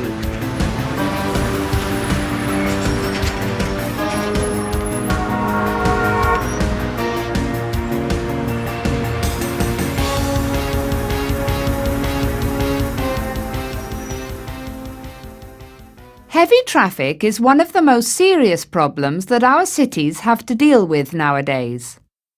What can we do then to reduce traffic in our city centres? To begin with, it is important to improve public transport and to encourage people to use it to commute to work and to school. The result would be fewer cars in the city and consequently fewer traffic jams. Another solution would be to encourage people to participate in car-sharing programs. This means several employees would share one car to work instead of each coming in their own car. Again, this would reduce the number of cars on the streets. Finally, it would be a good idea to create more cycling lanes. If this was done, people would be encouraged to cycle instead of taking their car. To sum up, there are many ways to reduce traffic in the city. Applying just some of these ideas would result in a lot less traffic in our cities.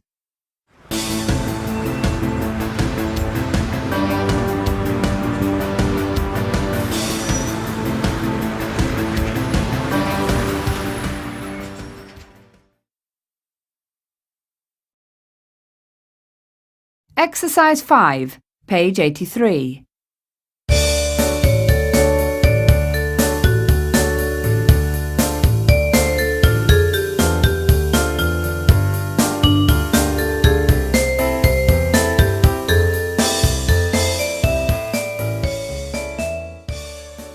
Hi, Janie. Why are you looking so glum? Oh, I don't know. It's just that it seems that everywhere I look nowadays, all I see is litter, litter, and more litter. If it isn't litter in the park and on the streets, then it's tins, bottles, and old newspapers spilling out of rubbish bins. It drives me mad. Yes, I know. I've noticed it too. What really makes me angry is that it would be so easy to fix the problem. What do you mean? Well, just think about it for a second. Let's say a bunch of people in our neighbourhood got together and told the council that we wanted a recycling scheme set up. If there were enough of us, it would have to listen.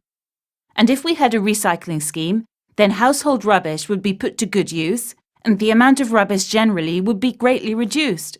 Wow, you know, I've never thought about that, Sally. And not only that, people who litter should be fined. When people know that they will have to pay if they do something bad, they stop doing it. You know, that's true. Sometimes you have some really good ideas that really surprise.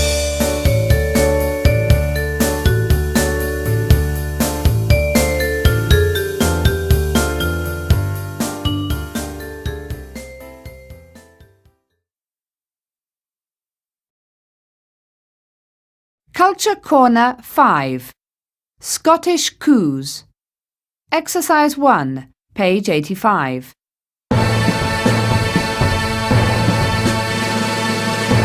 Pet the coo.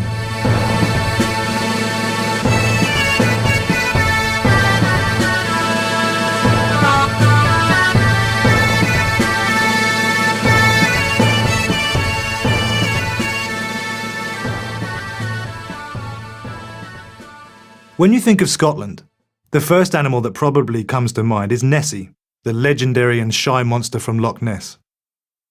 However, the Scottish Highlands are home to another creature which is much easier to spot, the Highland coo. In Scotland, cows are called coos. The Highland coo is an ancient Scottish breed with long horns, long hair, and a fringe that makes it look different to other cows. Legend has it that a long time ago, a farmer wanted to impress his wife with a new variety of cow that would actually last through the long winters. The coo is also unique because it can survive on poor grazing grounds, eating plants that other animals don't. The farmer crossed a standard Hereford cow with a longer-haired, smaller cow and got one of Scotland's most popular tourist attractions. This cute animal is also known as shaggy coo or hairy coo. It has become a national symbol of Scotland and is important for farming as well as tourism. If you take a bus tour to the Scottish Highlands, don't miss the chance to take a photograph of this animal. Science. Across the curriculum 5. Exercise 4, page 87. A.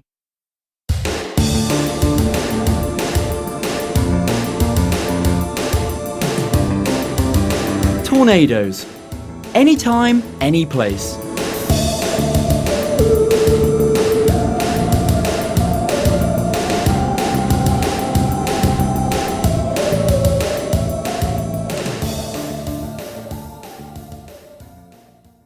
Tornadoes are one of nature's most violent storms, and they happen in various parts of the world. They can form at any time of the year, although many occur in the spring. Round and round. A tornado is a spinning, whirling wind. When it meets with cold air, it takes the shape of a long funnel or tube, reaching down from a large cloud.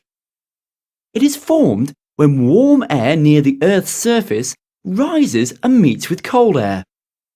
When the weather conditions are right, this warm air starts to twist as it rises, getting faster and stronger.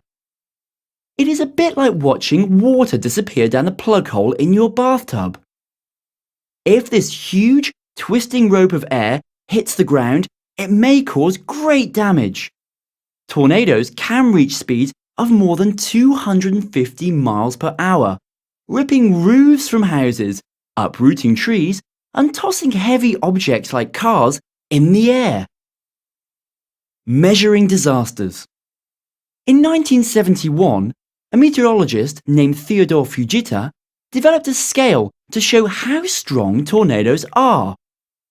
His scale goes from F0 to F5. It doesn't calculate strength based on wind speeds, but the damage a tornado causes to homes and other buildings. B.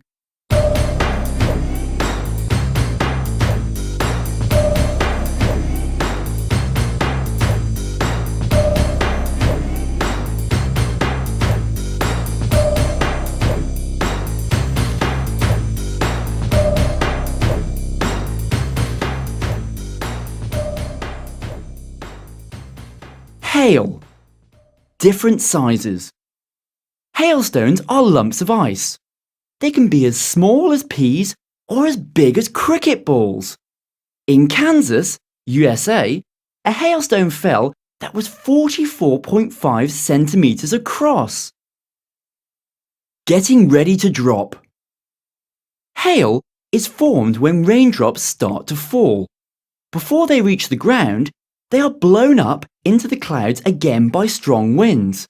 There, they freeze into balls of ice, and the wind in the clouds bounces them up and down.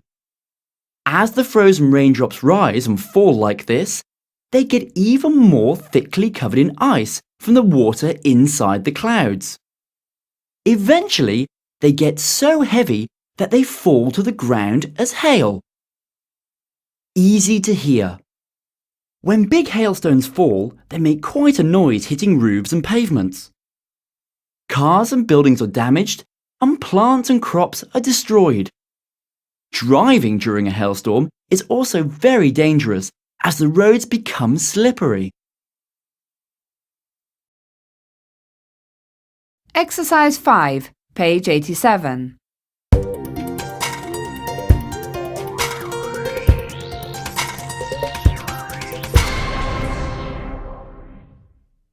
Create your own tornado. A. Half fill a plastic bottle with water. B. Add tiny pieces of paper. C. Cover the top of the bottle with a piece of sticky tape. D. Poke a hole in the centre of the tape for the water to flow through. E. Turn an empty bottle of the same kind upside down on the first bottle. F. Tape the openings together with waterproof tape. G. Turn the bottles so that the one with the water is on top. H. Swirl the water around faster and faster. I. The water and tiny pieces of paper whirl like a tornado.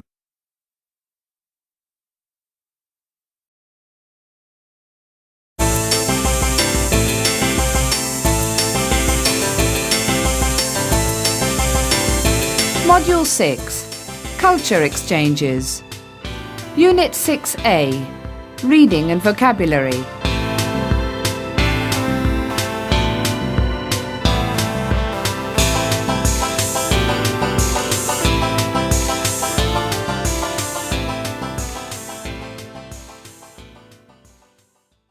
Exercise 1, page 90.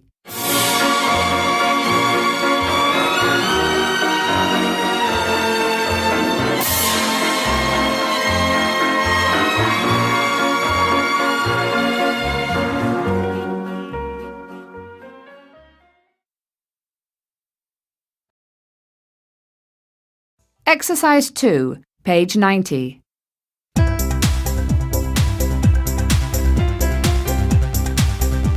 The world is your oyster.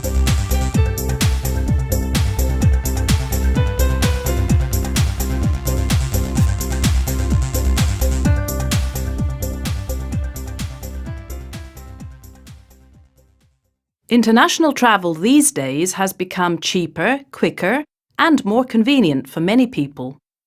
Here are a selection of some of the types of holidays for those with a sense of adventure.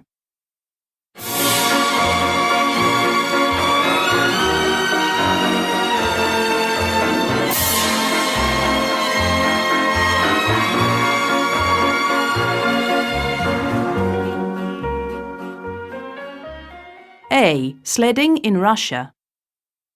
This winter, why not escape to Yakutia in Russia, where you can have the experience of a lifetime driving a reindeer sled through the heart of Siberia. Wrap up in warm furs and travel through the valleys of the Lena River and over the frozen landscape, just like the native Yakutian people, who have travelled this way for centuries.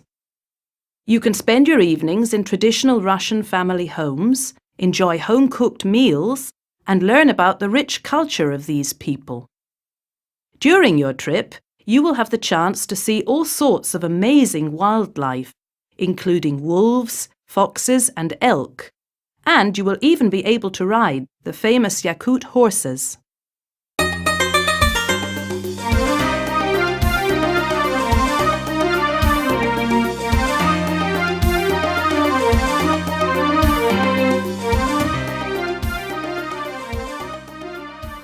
B.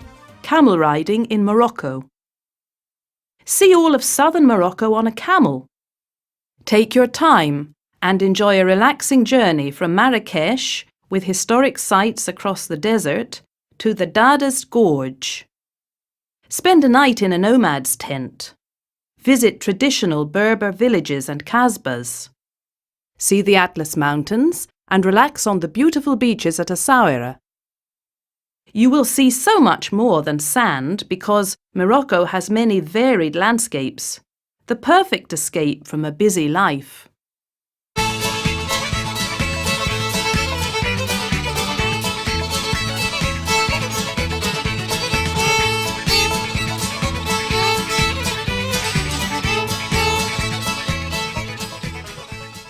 C. Wagon travel in Wyoming. Have you ever wondered what it was like back in the Wild West? Well, now you can find out for yourself with a holiday that offers the unique opportunity to see how life might have been over 150 years ago. You will travel in a convoy of covered wagons through the unspoilt countryside of Yellowstone National Park and through Wyoming, and enjoy the majestic views all around. Stopping at a different camp each day, there will be plenty of opportunities to go on nature hikes, go swimming, canoeing, horse riding, or just relax. You can spend your evenings cooking on an open fire and singing cowboy songs around the campfire.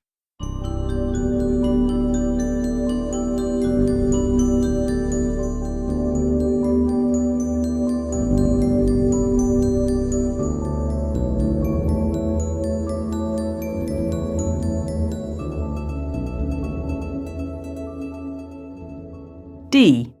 Ice diving in the Arctic. In the icy waters of the Arctic Ocean, you will see a strange but unique world that very few humans get the chance to visit. The Arctic is one of the last places on Earth that remains a mystery and a challenge. Not many people are brave enough to explore the region, and even fewer are brave enough to explore it from 20 feet beneath the ice. If the diving experience is not enough, you can also enjoy the scenery and wildlife above the ocean, on foot or on snowmobiles. One thing is for sure, no one else will have holiday snaps like yours. Unit 6B. Listening and Speaking. Exercise 2, page 92. 1. Anne, nice to see you. How was your holiday? Holiday? It was more like a nightmare. It was horrible all week. It rained all the time, and we could never agree on what to do. Jane wouldn't even talk to me in the end. I just wanted to get home. Oh, what a shame. 2. Hello, Laura. Welcome back. And I am happy to be back, trust me. Oh, sounds like you didn't have such a nice time. Well, at the beginning it was great, but one day I was really tired and I fell asleep on the beach. And guess what? I ended up in hospital for 3 days. It was terrible. My whole body was burnt. That was the end of my holiday. Oh, how awful. 3. Hi, Tony. Back from your holiday already? How was it? Oh, don't ask. Did you have bad weather or something? No, Ken, it wasn't that. We decided to rent a car to tour the island, but it broke down and we had to spend the night at the side of the road. I didn't sleep, and of course I was exhausted for the rest of the stay. Oh, you poor thing. Exercise 4, page 92.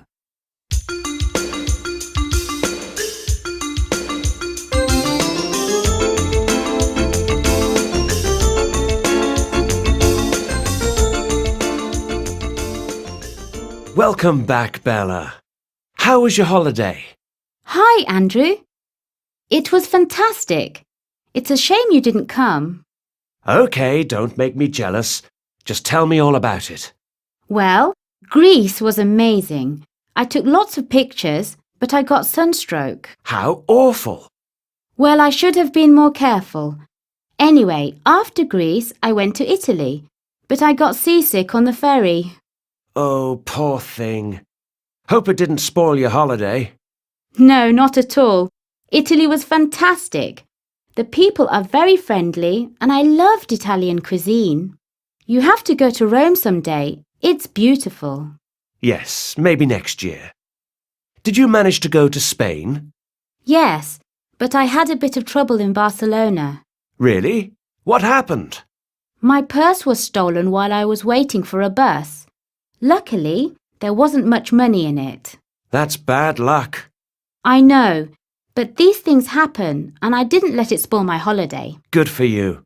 Anyway, the important thing is that you're back safe and sound and you had a good time. That's true, and I'm thinking of going back next year if you're interested. Sounds good.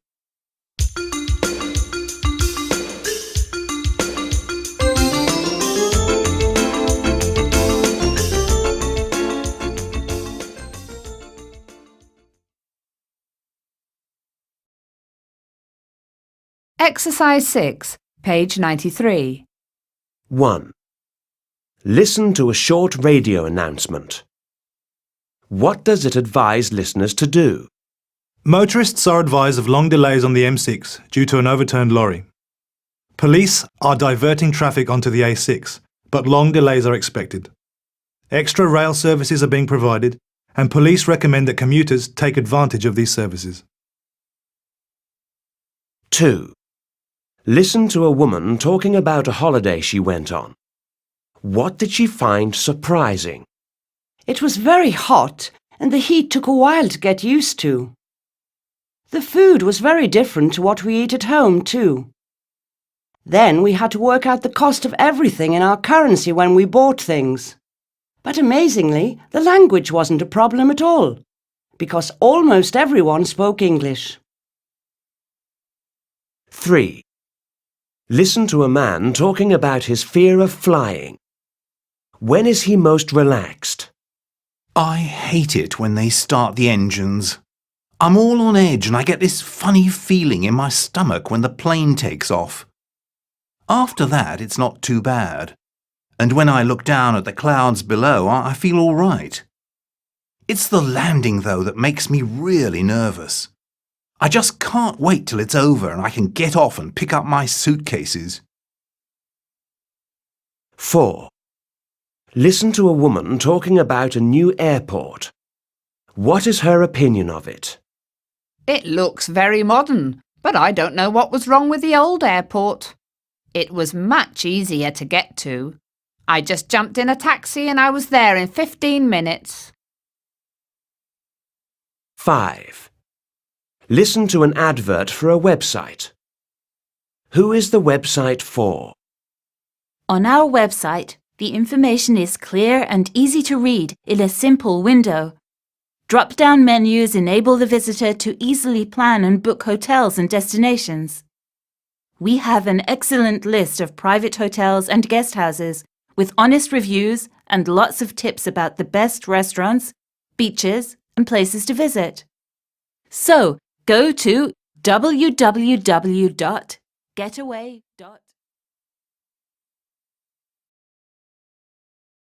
Exercise 7A, page 93.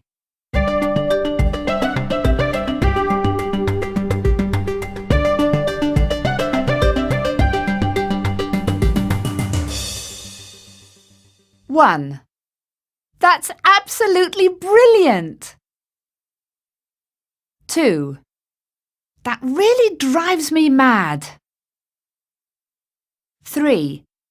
Oh, thank goodness. 4. Really?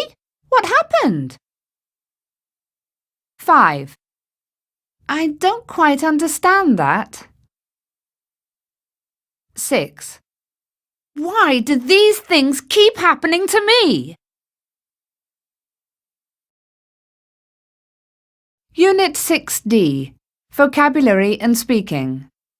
Exercise 2B, page 96.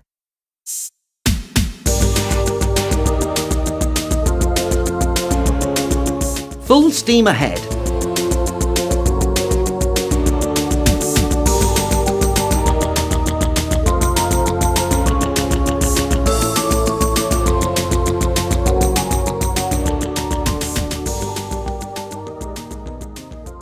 Nowadays, there are so many means of transport, from bicycles and buses to sports cars and jet airplanes, that travellers are spoilt for choice.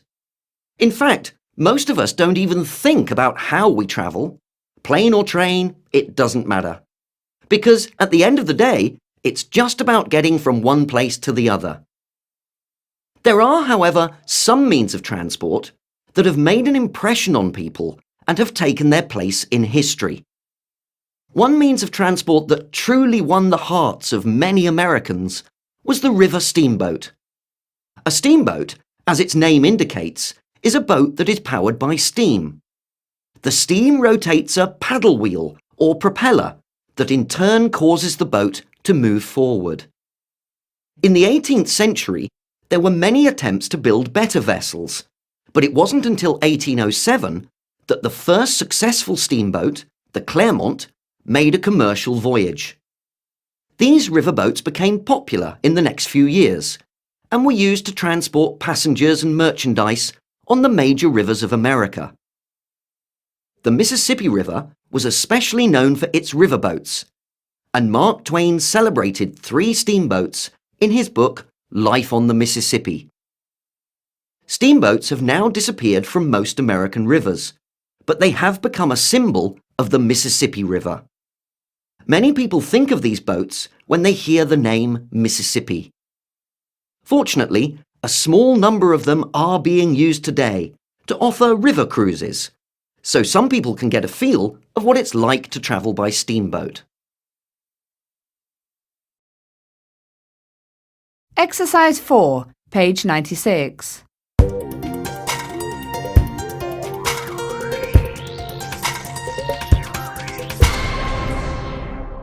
I usually travel by bus, but I don't really like to. You wait at the bus stop for ages, and then, when the bus does finally come, it's really crowded. I prefer cycling. I love travelling by bike. You don't get stuck in traffic, it's free, and it keeps you fit too. All my friends go to school on their bikes, but my mum won't let me. She says it's too dangerous. My favourite means of transport is actually the train. It's usually a fast way to travel, and I love looking out of the window at the beautiful countryside. I don't mind travelling by car either, but I live in a big city, so there's always a lot of traffic, which of course I don't enjoy. On the whole, catching the train is a more pleasant way to travel, in my opinion. When we go on holiday as a family, we either go by coach, plane or boat. I'm not very keen on travelling by coach because you can't move around a lot and the journey can be really long. I love it when we go by boat because you can walk around or go outside and look out to sea. It's a really interesting way to travel. Travelling by plane's okay too because it's usually the fastest way to travel. But sometimes I feel nervous of flying and the seats can be quite uncomfortable.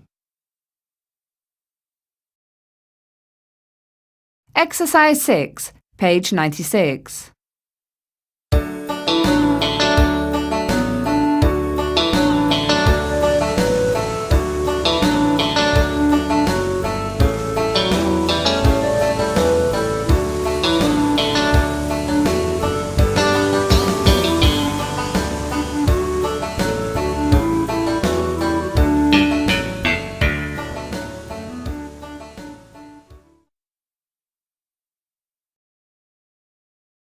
Exercise 9B, page 97.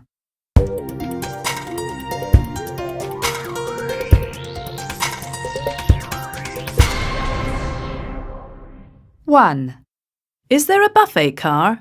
I'm afraid not. 2. What is the boarding time? The plane is boarding in 30 minutes and you leave from gate 15. 3. Single or return? Return, please. 4. How do I get to Manchester University? Stay in the left-hand lane and turn left at the next set of traffic lights onto Oxford Road. 5. What terminal does it leave from? It's a UK domestic flight, so it's Terminal 3. 6. How much is the fare? It's £150 peak time, or if you travel off-peak between 10 a.m. and 3 p.m, it's only £65. 7. What platform does it leave from? Platform 12. 8. What stop do I need to get off at? The stop on Fairfield Street. 9. Would you like a window or an aisle seat? A window seat, please. Exercise 10, page 97. 1. Welcome aboard the 10:15 intercity service from London to Manchester. This service will be calling at Milton Keynes, Birmingham and finally Manchester Piccadilly, arriving at 14:35. The buffet car is situated towards the front between first class and carriage A and serves a selection of hot and cold drinks and snacks. 2. Good morning, this is your Captain Mark Johnson speaking. Welcome aboard flight BA345 to Madrid, Spain. Our flight time today will be 2 hours and 5 minutes. We'll be flying over the English Channel and then passing over Paris and then down through France, across the Pyrenees into Spain and then finally on towards Madrid. You'll be pleased to know that the current weather conditions in Madrid are warm and sunny. Now I'll hand you over to your flight attendants today, Kelly, Sue and Tony. 3. Hello and welcome aboard this National Express service to Edinburgh. I'm Andy, your driver for this journey. First of all, I'd like to apologise for the late departure of this service. This was due to heavy traffic on the outskirts of London. Please note that this is a non-smoking service. Unfortunately, there is no toilet on board, but don't worry because we will be making 2 short stops on our journey. Culture Corner 6. Liquid History. Exercise 2B, page 101. The Thames.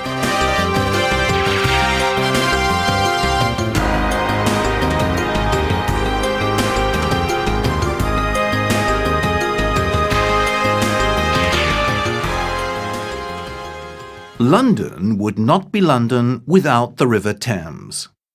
It flows 250 miles across the English countryside and then through the heart of the great city before it reaches the sea. The Thames has played an extremely important part in making England what it is today. England had very few roads in the past, so the Thames provided a major highway between London and many parts of the country. People could also send supplies of food and other goods to and from London by boat. In times of war, London was protected from sea attacks because they built castles and forts at the mouth of the river. People from the London area got their drinking water from the Thames, and thirsty cows and sheep were a common sight along its banks. With the Industrial Revolution in the 18th century, the Thames became one of the busiest waterways in the world. Factories made and exported goods of all kinds. So people became rich, and many of them built beautiful houses along the banks of the river. The famous writer Charles Dickens spent part of his childhood there, and later wrote about the Thames in his books. Today, the Thames has become a symbol of London, just as much as Big Ben or Buckingham Palace. If you take a stroll along its banks, you'll have a day full of pleasant surprises. You can admire bridges built in many different architectural styles. The most famous one is probably Tower Bridge, which actually opens up 1,000 times a year to let ships through. Or you might be lucky enough to see London's rowing event, the Oxford and Cambridge Boat Race, which takes place on the river every spring. Whether you're a Londoner or a visitor, the Thames will always have something to offer you.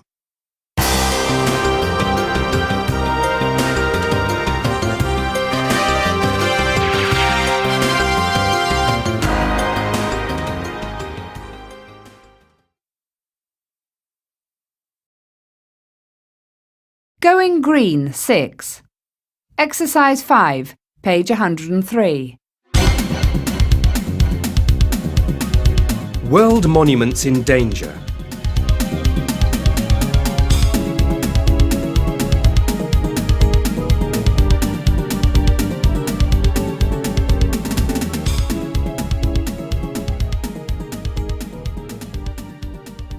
Acid rain is rain that contains particles of acid. It is mainly caused by burning fossil fuels. Acid rain is bad for the environment, and many of the world's historic monuments are badly damaged by it. The Statue of Liberty in New York was a gift from the French people to the American people, and is a universal symbol of freedom and democracy.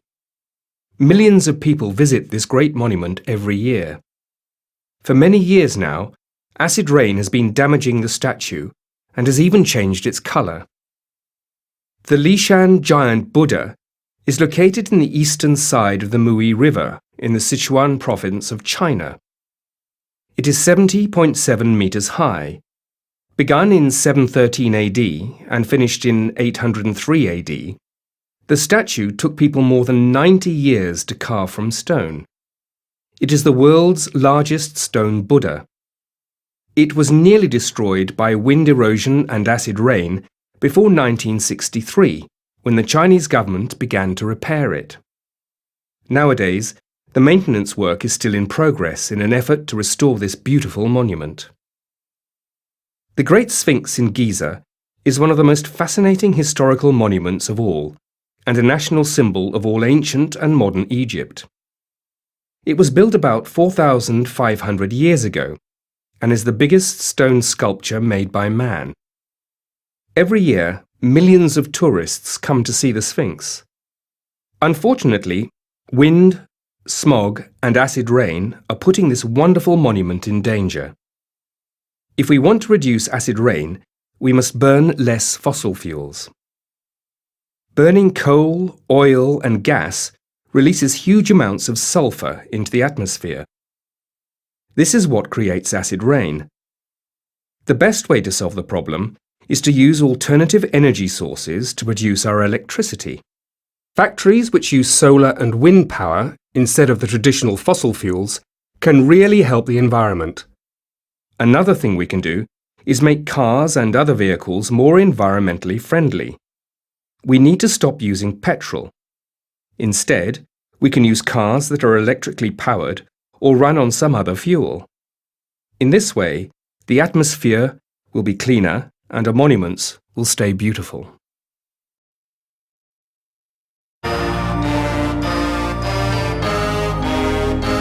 Module 7, Education. Unit 7A, Reading and Vocabulary.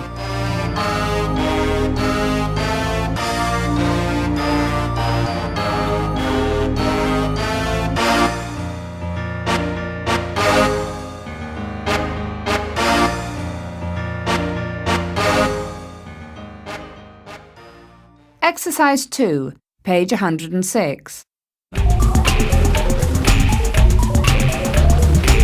Generation M.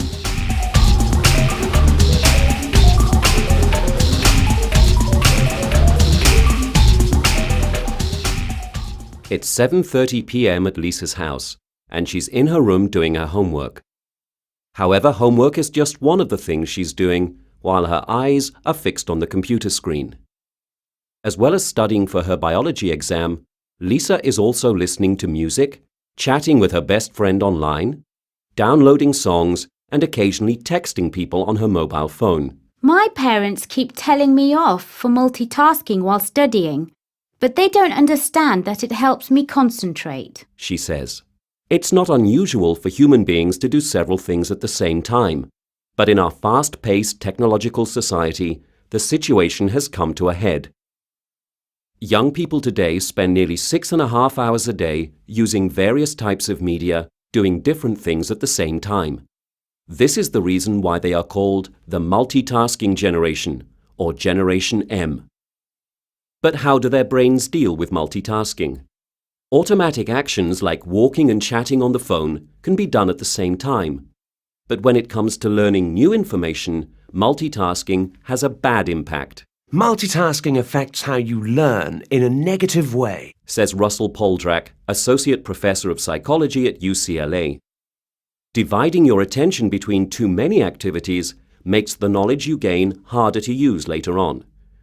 The researchers are not saying you shouldn't multitask, just don't multitask while you are trying to learn something new. According to specialists, it is also essential to take time away from electronic media. At the sound of the bell, all my students reach into their bags and grab their mobile phones to text message their friends. It is as if they are afraid of silence, says Casey Roberts, a secondary school teacher. Their MP3 players, laptops and games consoles have become extensions of themselves. I really think that Generation M should take time to relax and reflect. There's life beyond the screen, and the pleasure of face-to-face communication can be neither denied nor replaced.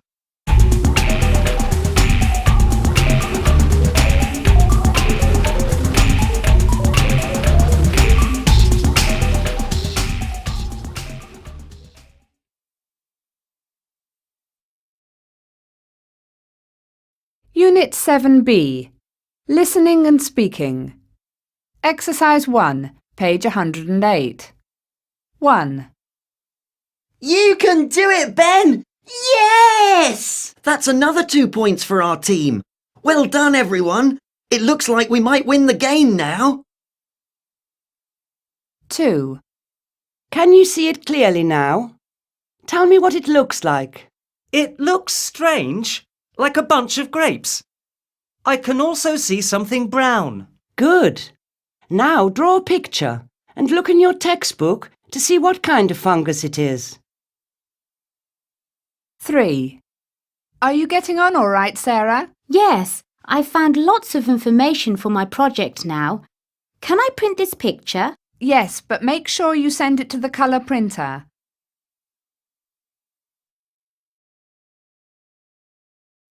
Exercise 6A, page 108. So, how did you do? Pretty well. All the questions I expected came up. How about you? Not so good. I messed up 4 of the questions. What? So many? How come? I left my revision to the last moment, so I didn't have time to revise everything. Don't tell me you tried to do it all in the last few days before the exam. I know, I really let myself down. You should have prepared better. That's easier said than done, but you're right. I should have revised more. You should indeed. Anyway, there's no point worrying now. Wait until you get your results. You can always retake it. I guess you're right. Let's forget about the exams and go have a coffee. That's the spirit.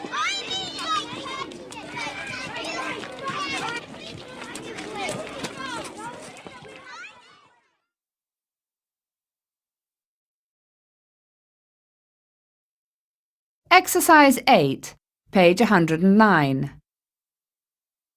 1. Listen to a boy talking about an exam. How does he feel? I felt really nervous when I went into the exam room, as I was expecting the worst.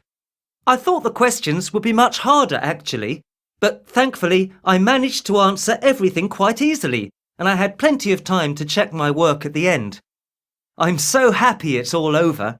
I just have to wait for the results now. 2. Listen to the announcement. Where would you expect to hear it?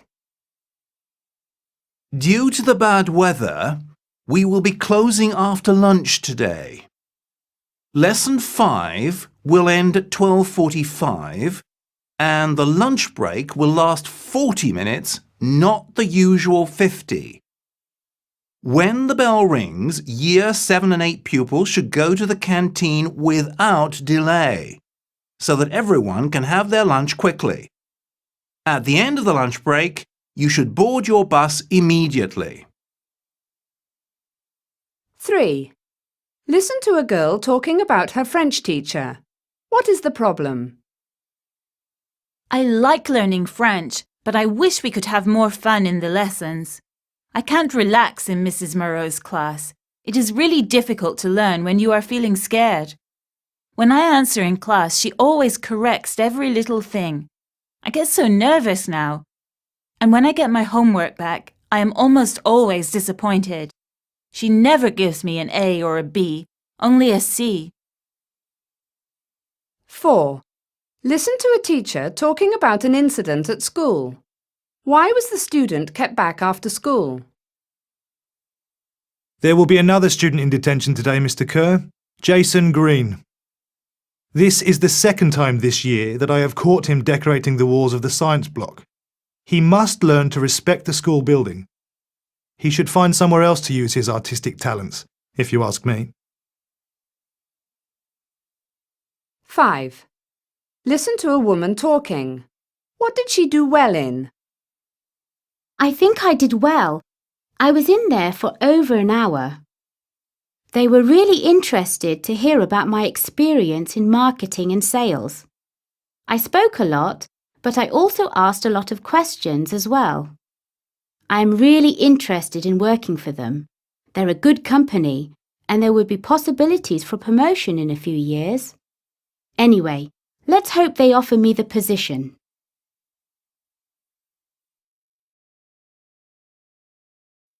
Exercise 9A, page 109.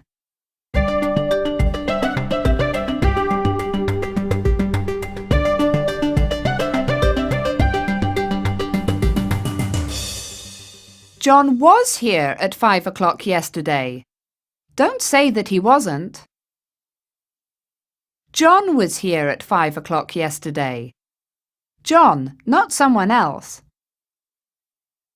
John was here at 5 o'clock yesterday, not at 6 o'clock. John was here at 5 o'clock yesterday, not the day before.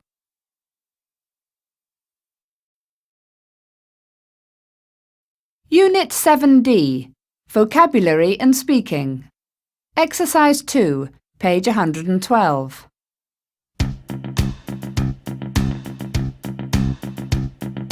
Koala Mum Rescue.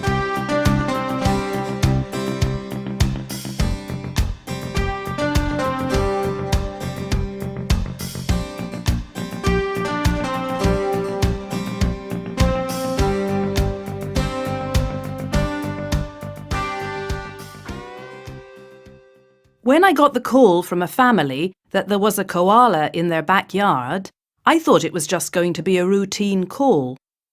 These words came from Vicky Pender of the Queensland Parks and Wildlife Services. Koala bears roam around in search of food. If they see a eucalyptus tree, they go straight for it, regardless of where it is. When I got there, it was obvious the koala was restless. I had to give her an injection to calm her down. Just then, I heard a loud cry from a tree nearby. It was her little Joey screaming for its mum. Joey is what a baby koala is called.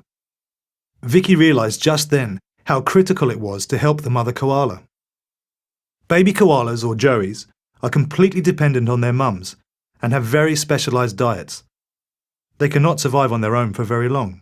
At that point, I turned my attention to the baby and coaxed it out of the tree.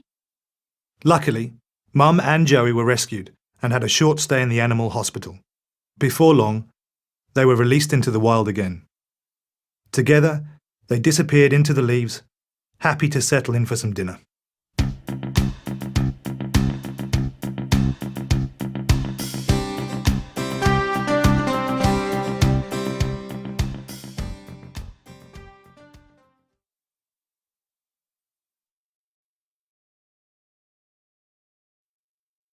Exercise 5, page 112.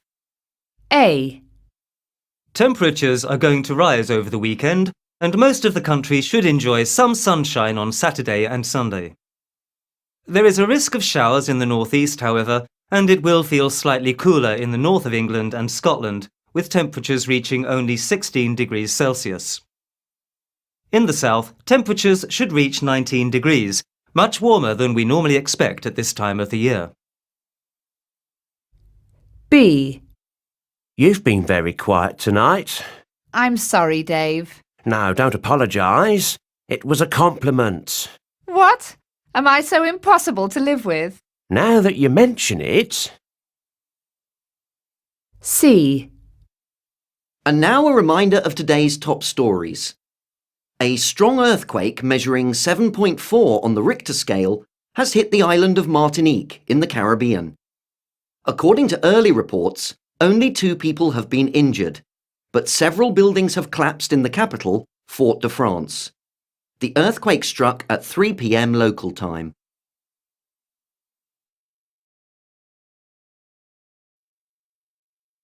Culture Corner 7. Exercise 3, page 117.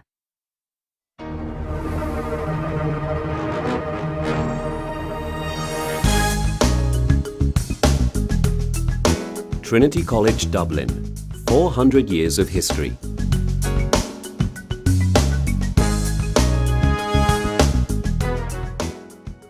If asked what Jonathan Swift, Oscar Wilde and Samuel Beckett have in common, most people would correctly reply that they are famous writers.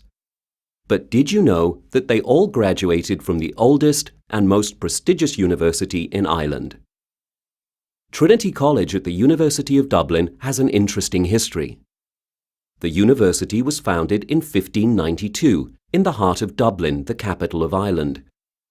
At first, everything went well and the university grew slowly. Then, in the middle of the 17th century, life at the university became difficult because of 2 wars in the country. Fortunately, the university survived, and from then on, many wealthy families began to send their sons there for a good education. Today, Trinity College is among the top 40 universities in the world for arts and humanities, and it attracts students from all 5 continents. It is also one of Ireland's leading historical sites. It has a uniquely beautiful library that contains 4.25 million books, including the Book of Kells, one of the most precious medieval books in existence.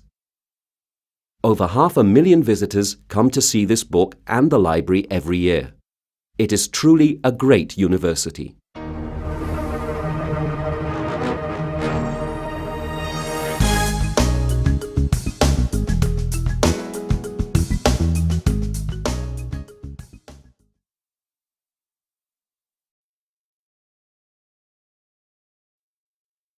ICT. Across the Curriculum 7. Exercise 3B, page 119. Using a computer network.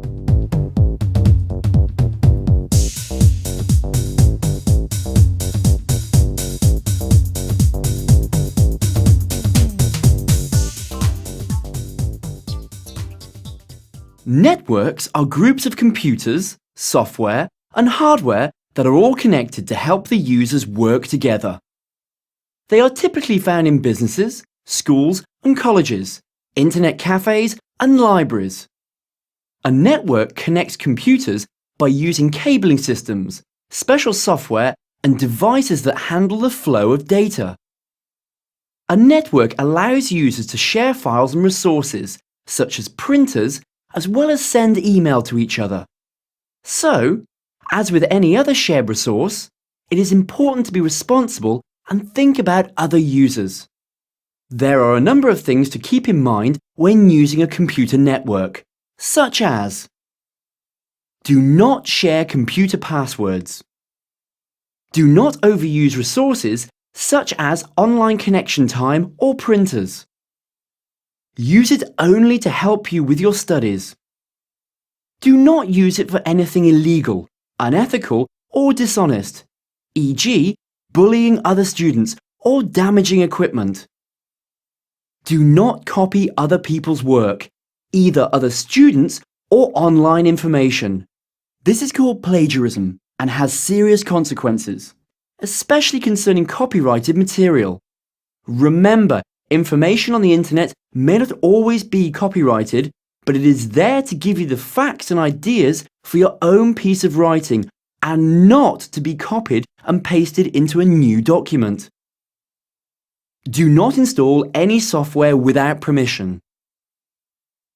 Be aware of computer viruses and try to protect the network from them by following security procedures.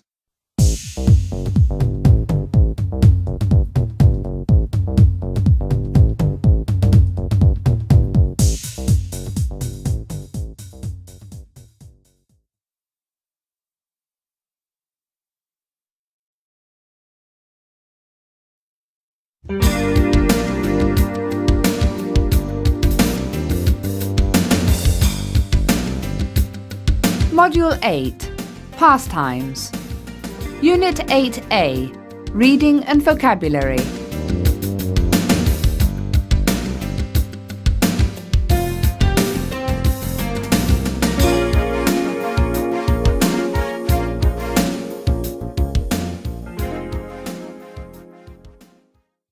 Exercise 1, page 122.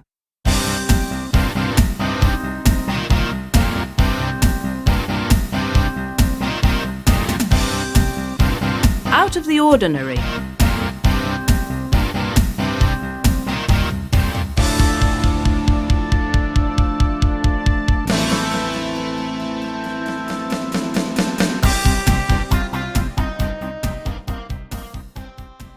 Brian Potter has been sandboarding for the past 7 years. He loves it because he can do it pretty much anywhere there is sand. He says, I'm a real speed freak, and I find nothing more exciting than to take out my board and whiz down the sand dunes. the general idea of sandboarding is the same as snowboarding. People simply strap a board to their feet and slide down a hill. Brian says, Last year, I entered the International Sandboarding Championships in Germany. There were around 50,000 entrants, and I came 100th, so I was pretty proud. Carla Murphy is known in certain circles as a Zorbanaut.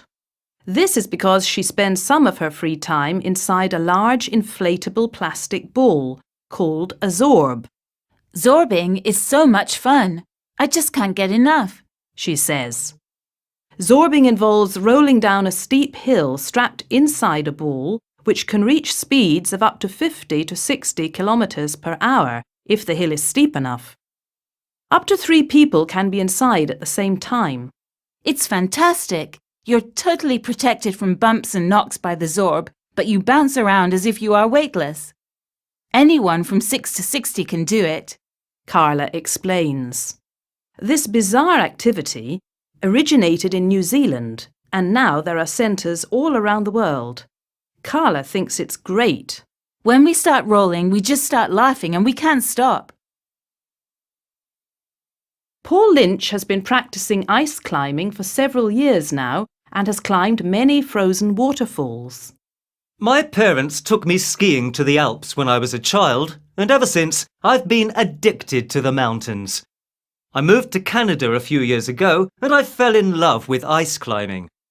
I spend most of my free time climbing ice in the Rockies. Basically, ice climbing involves swinging an axe into the ice above your head and pulling yourself up on it. You need a lot of equipment such as a helmet, rope and boots for ice climbing.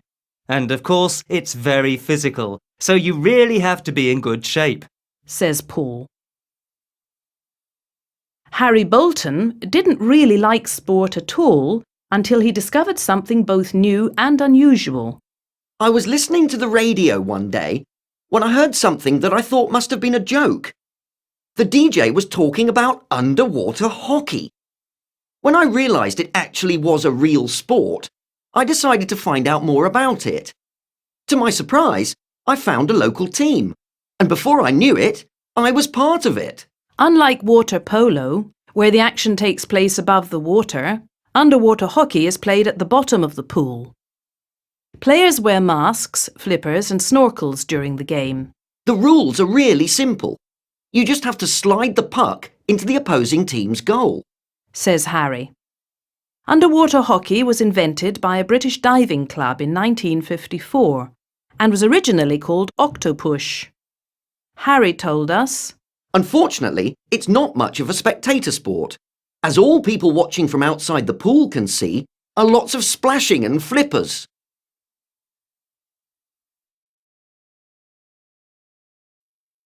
Unit 8B.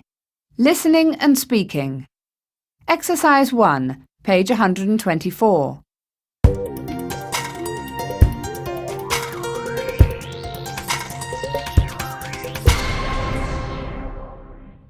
Windsurfing. Squash. Cricket.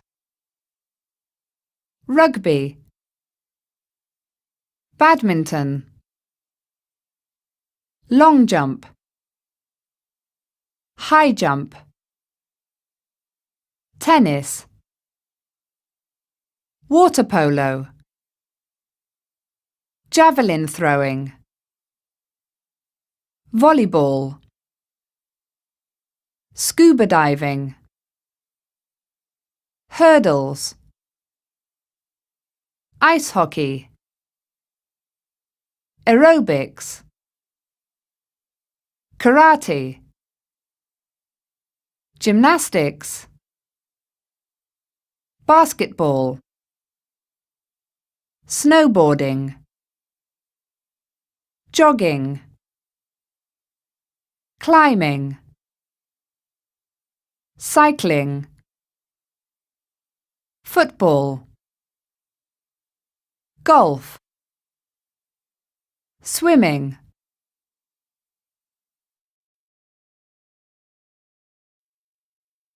Exercise 4, page 124.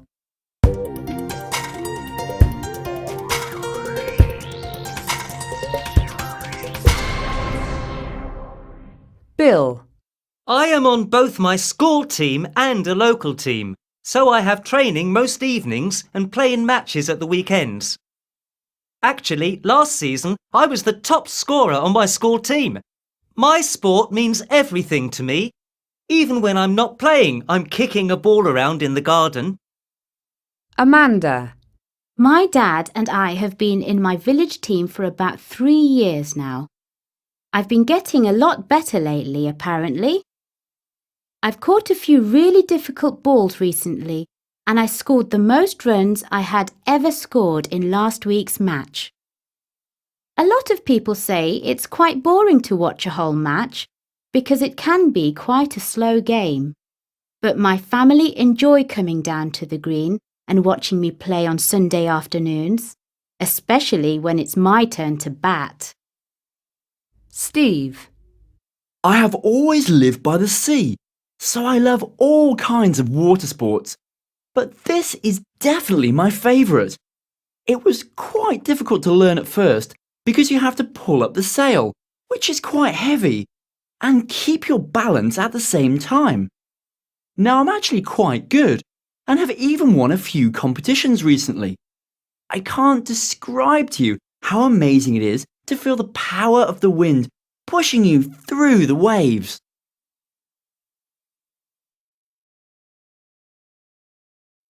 Exercise 6B, page 124.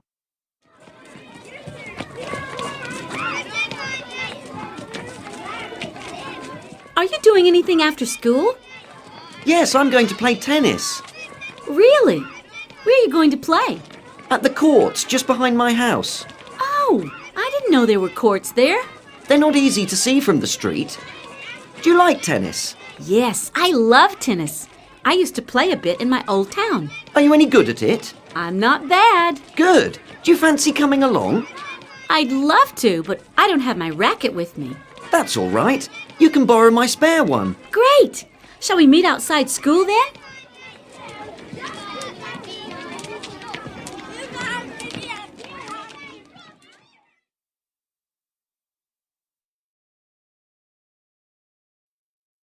Exercise 8, page 125.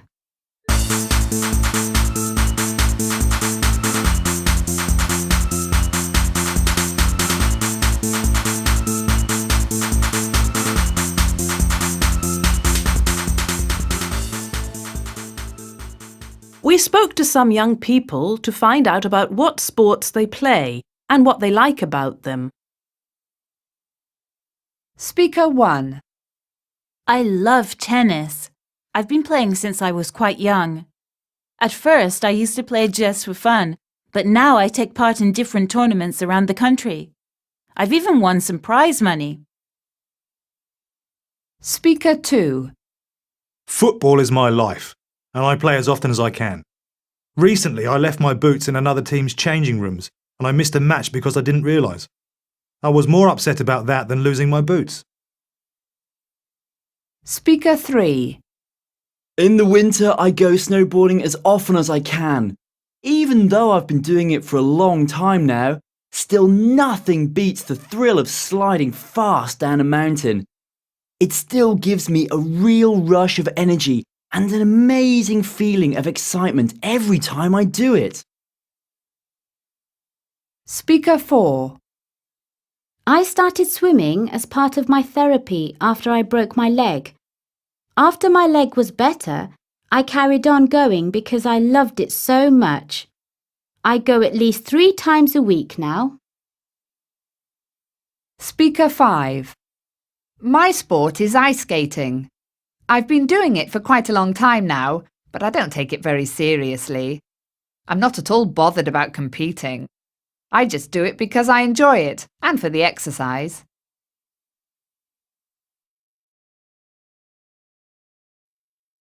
Exercise 9, page 125.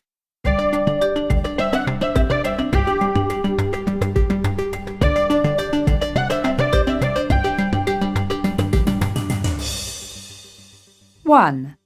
Are you doing anything special tonight? No, not really. 2. Do you fancy joining us tonight? I'm afraid I can't. 3. I'm afraid I can't join you at the cricket match. That's a pity. 4. Would you like to go swimming later? Sure, why not? 5. What about watching the match tonight? Sorry, I'm busy.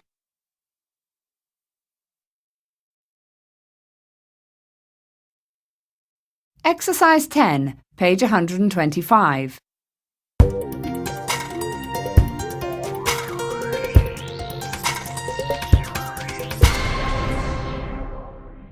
One. Let's meet at the front gate around 4:30 p.m. 2. I don't play squash very often. Maybe 2 or 3 times a month. 3. If you really like badminton, we can arrange to play together sometime. 4. It's a pity you can't join us at the swimming pool. Maybe some other time.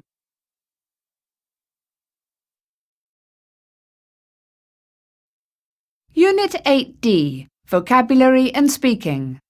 Exercise 1, page 128.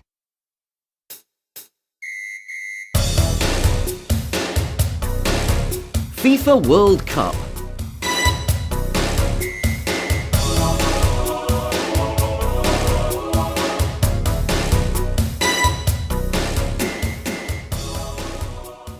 Every 4 years, billions of spectators watch their national teams take part in the Football World Cup. It is a moment that all football fans look forward to. In fact, the FIFA World Cup is probably the most important sport event in the world. The World Cup was created in the 1930s, when Jules Rimet, a French football official, came up with the idea of bringing the best football teams in the world together to play against one another for the title of world champions. There was great enthusiasm for his idea, and the first FIFA World Cup was organised in Uruguay in 1930.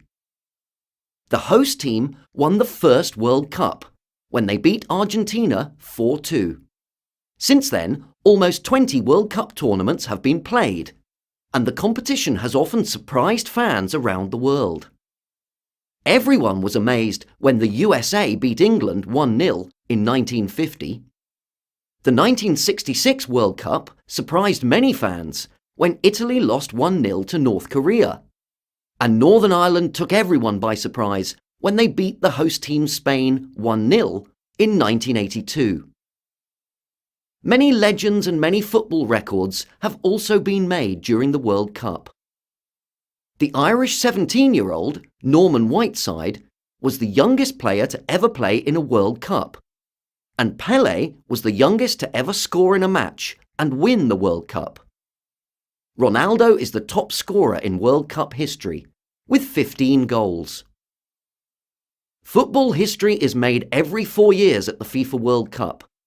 Whatever the results, the championship brings people from every region of the world together in the spirit of fun and sport.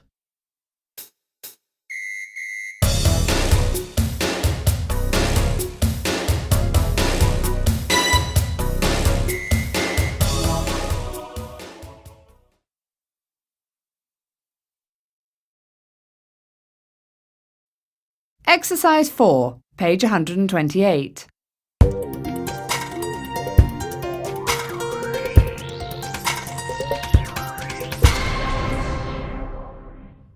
One, rugby pitch. 2, cricket pitch. 3, hockey pitch. 4, football pitch. 5, golf course. 6, tennis court. 7, badminton court. 8, squash court. 9, basketball court. 10, ice skating rink.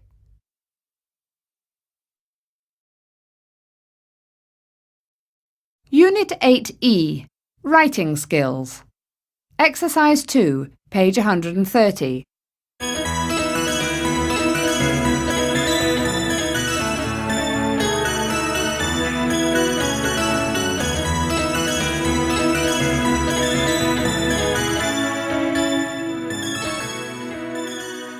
Yes, can I help you? Oh, yes please. I'd like to join the swimming club. OK, let me just fill in an application form for you. What's your surname, please? Davis. That's D-A-V-I-S. OK, and your first name? Peter. Date of birth? It's the 2nd of the 10th, 1995. Right, and could you give me a telephone number, please? Sure.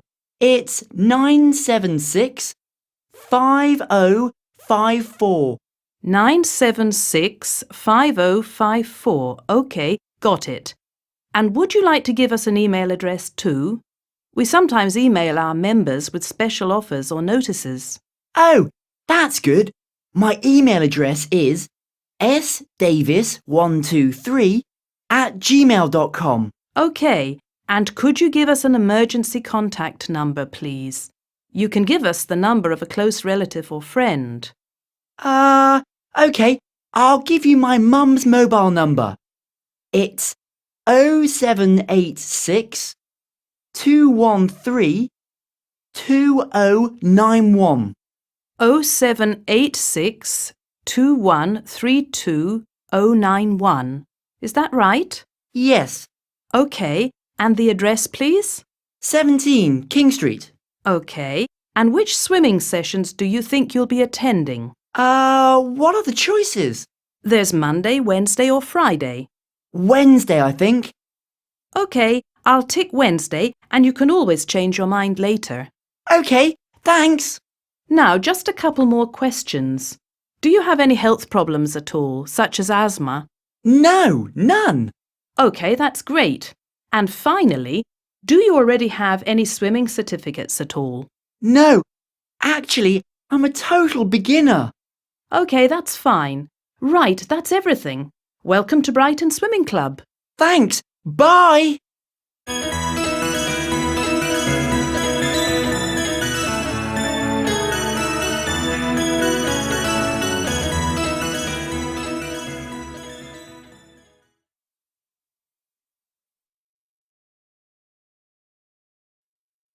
Culture Corner 8.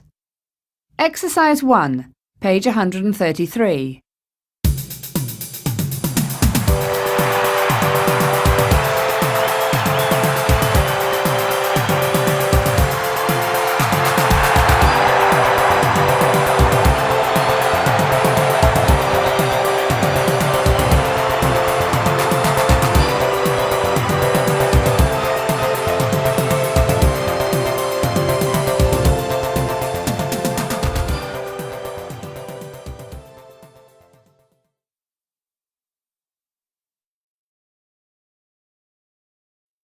Exercise 5, page 133.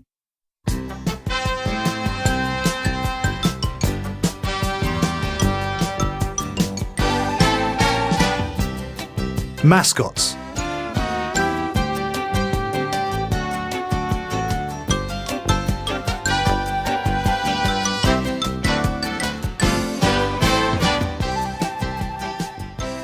Schools, colleges, sports teams, charities, and even breakfast cereals have all used a grown man in a cuddly animal costume to help their image. These mascots attract publicity and promote public relations. Many English football clubs have an official mascot. They represent the team and hopefully bring them good luck as well. Here are 3 of the most famous ones.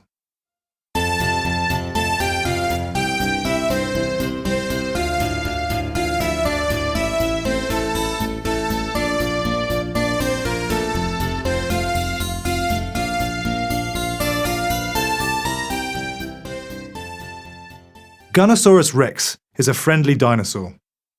He has been the mascot for Arsenal Football Club since 1993. Gunnosaurus has proved to be very lucky so far. Since he has been with the club, they have won 13 titles, including the FA Cup and the European Winners' Cup. Gunnosaurus sometimes follows his team around Europe, making appearances in Champions League matches too. He is one of the most respected mascots in football, and all the fans love him.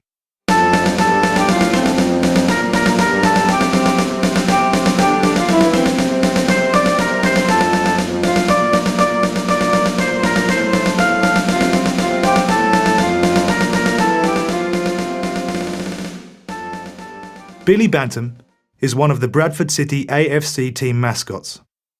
Billy is a tall brown hen with a big yellow beak, dressed in his team's purple and yellow striped kit. Billy always wanders onto the football pitch, waving to the fans before the game and at half-time. It seems that he's quite a good goalkeeper himself, and he sometimes takes part in penalty shootouts with other mascots and children.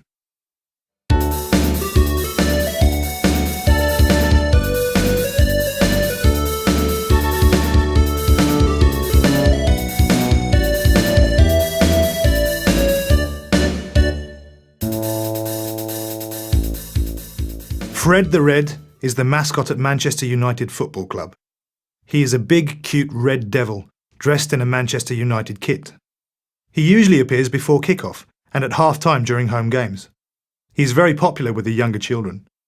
Like many other mascots, Fred often does charity work. In 2004, he abseiled down the side of Manchester United Stadium to raise money for charity.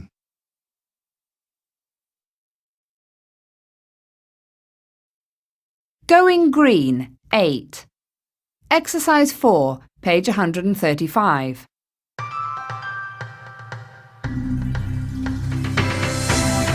Project Aware.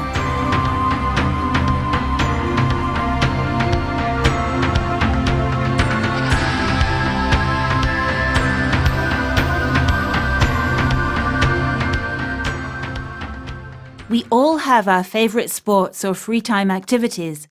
But how many of us think about the effect they can have on the environment?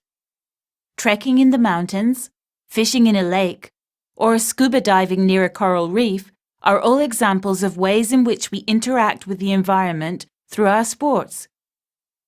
This means that we should take measures not to harm the environment and to leave it exactly as we found it. Project Aware was founded in 2002 by the Professional Association of Diving Instructors in Switzerland. It is a non-profit organisation whose main aim is to educate divers on how to respect and conserve the underwater environment. They believe that we need to protect the aquatic world from pollution and protect endangered species. In this way, future generations will be able to enjoy the beauty of our oceans. Project Aware provides education for adults and children on aquatic life, such as coral reefs, turtles, sharks, and whales. It also organises competitions in underwater photography. But it doesn't stop there. Project Aware volunteers take action to conserve the underwater environment. Every year in April, divers and volunteers take part in the festivities of Earth Day. Also, every September, thousands of divers participate in International Cleanup Day by picking up rubbish from shorelines and the seabed. Their work is really making a difference, and thanks to them, our coastlines, beaches, and our underwater world will keep their natural beauty.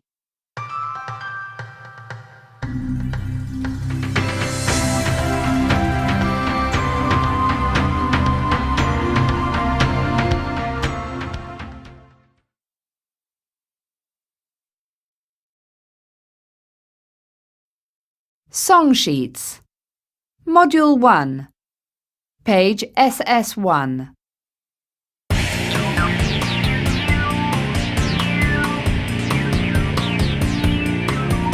I see you every morning, you always look so nice. But how can I approach you? How can I break the ice? There's just something about you, you stand out in a crowd. One day I'll have the confidence to say these words out loud.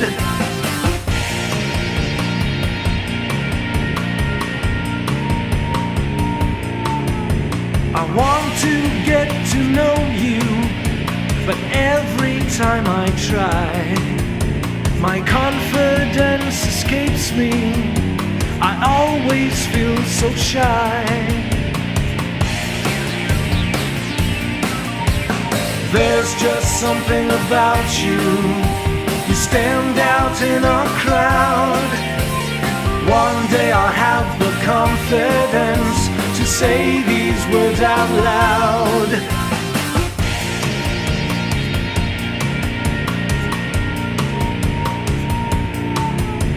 I want to ask you something, but I don't know what to say. My palms sweat and I turn red, I have to look away.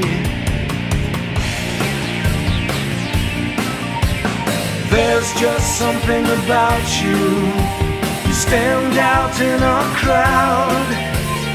One day I'll have the confidence to say these words out loud. There's just something about you, you stand out in a crowd. One day I'll have the confidence to say these words out loud. There's just something about you. There's just something about you.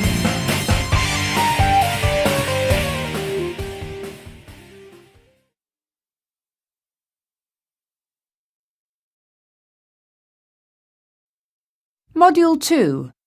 Page SS1.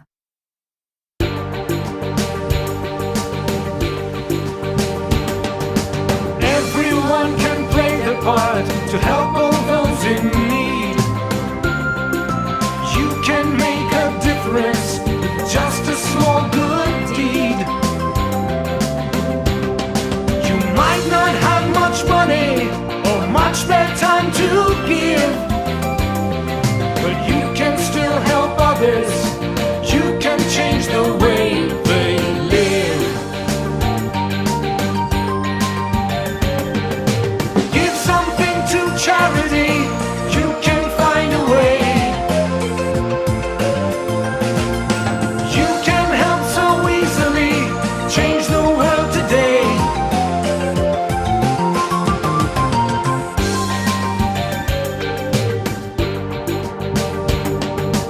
We have far more than we need, which doesn't seem quite fair. You have books that you don't read and clothes you never wear. Someone else can use the things you don't need anymore. Little things you give away can help to feed the poor.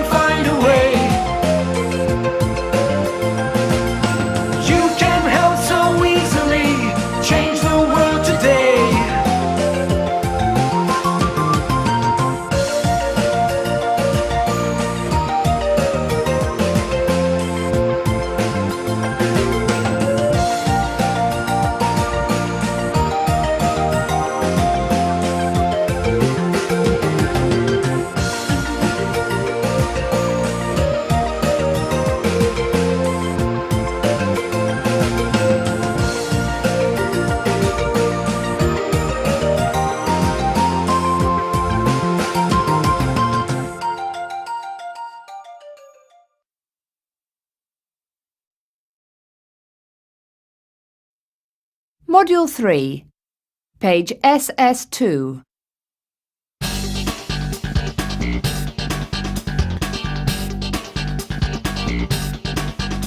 From children through to adulthood, we change at every turn. As life brings opportunities and lessons we can learn.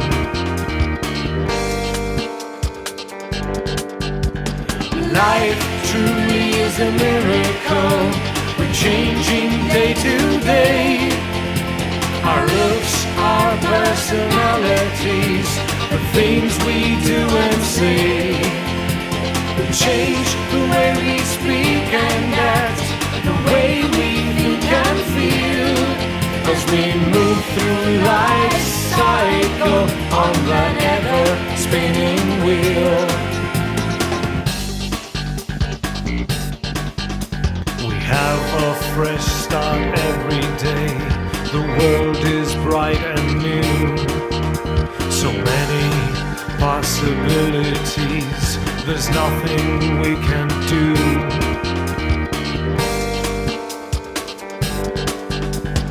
Life truly is a miracle. We're changing day to day. Our looks, our personalities, the things we do and say. We change the way we speak and act, the way we think and feel, as we move through life's cycle on that ever-spinning wheel. Life truly is a miracle. We're changing day to day. Our looks, our personalities, the things we do and say. We change the way we speak and act, the way we think and feel, as we move through life's cycle on that ever-spinning wheel.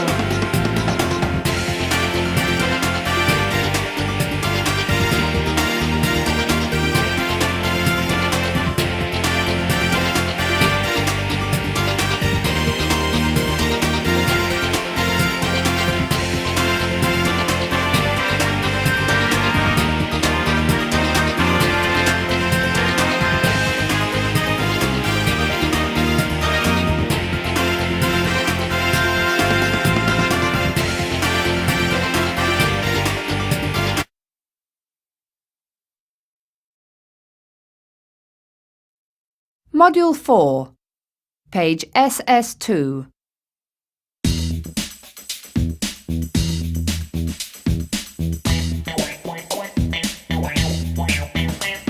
It's easy when you're in your teens to look at glossy magazines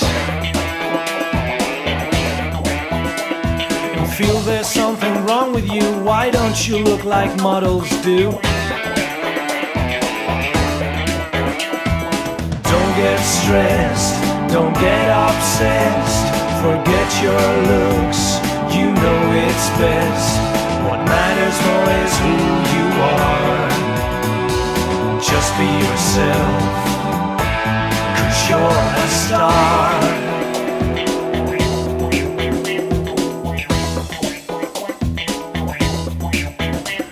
The mirror shows the outer you, and what's inside is good and true. Don't change your looks, don't run and hide. Your beauty comes from the inside. Don't get stressed, don't get obsessed. Forget your looks, you know it's best. What matters more is who you are. Just be yourself, 'cause you're a star.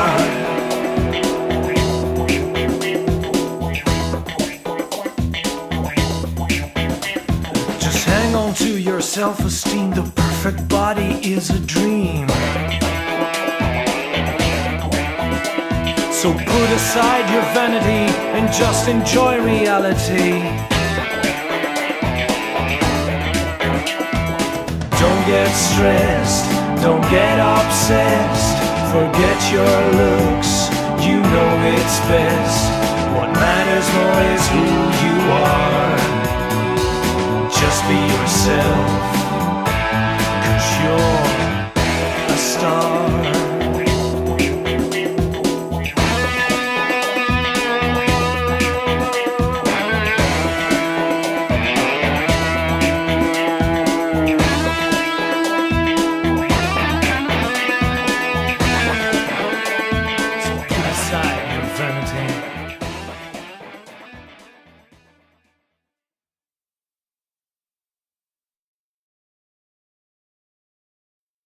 Module 5, page SS3.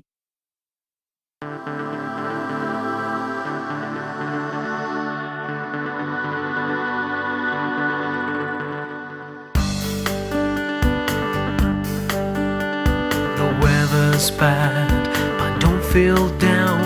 Put on your smile, forget your frown. Through wind and hail, through any storm, I'll try to keep you dry and warm. Rain or shine, I'm here for you. There's nothing that I wouldn't do. The weather changes every day, but I'm your friend. I'm here to stay.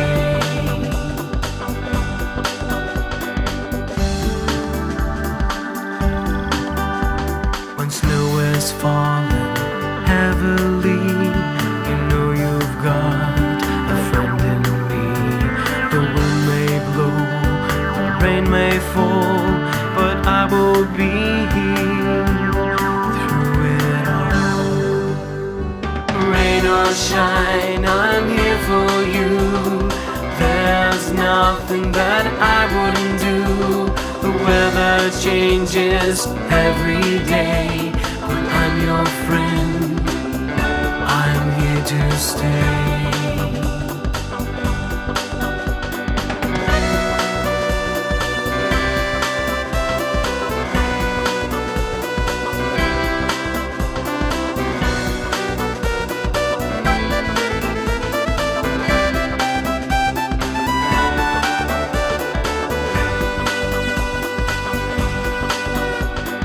Rain or shine, I'm here for you. There's nothing that I wouldn't do. The weather changes every day, but I'm your friend, I'm here to stay.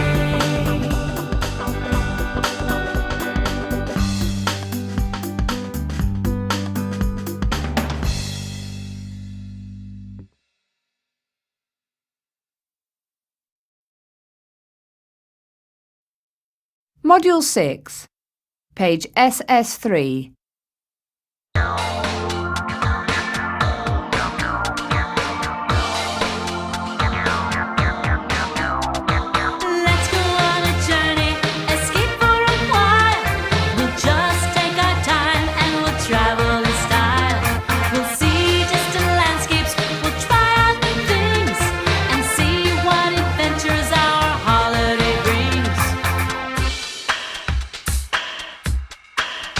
The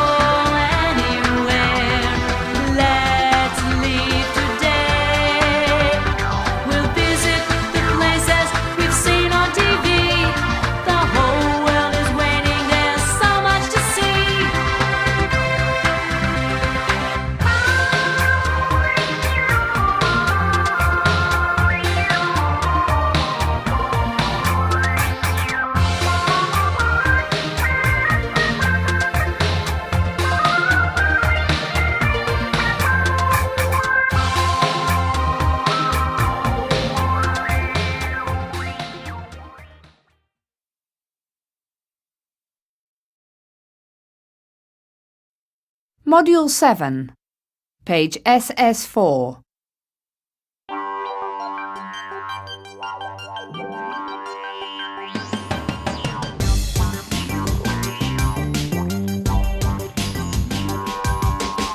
It doesn't matter where I go, I never feel alone.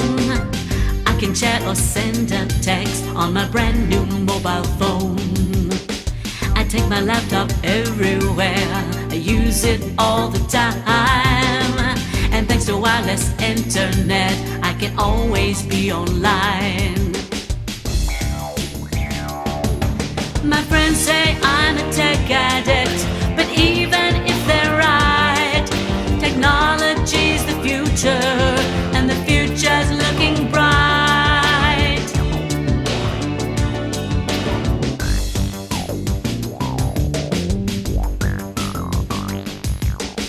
I love the latest music, but I never buy CDs. It makes more sense to go online and download MP3s.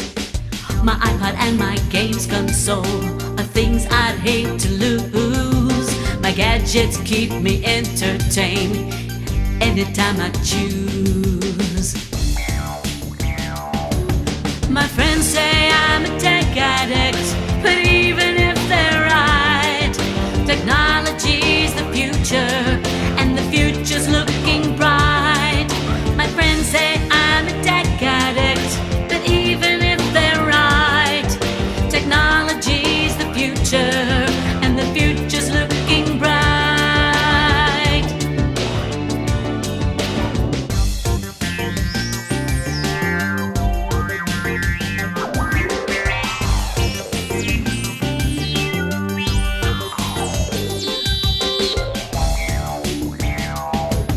My friends say I'm a tech addict, but even if they're right, technology's the future, and the future's looking bright. My friends say I'm a tech addict, but even if they're right, technology's the future, and the future's looking bright.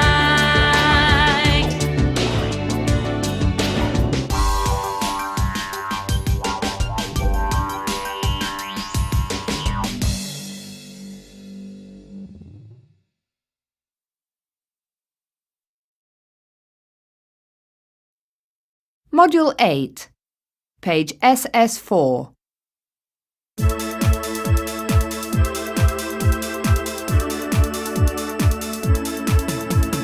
Give me a racket, a bat or a ball. I love sports, I can do them all. I've tried ice hockey and rugby too. Different sports are fun to do. Try something different, do something great. Feel the excitement and don't hesitate. Get the ball rolling, you'll feel so free. Be a sport champion, just like me.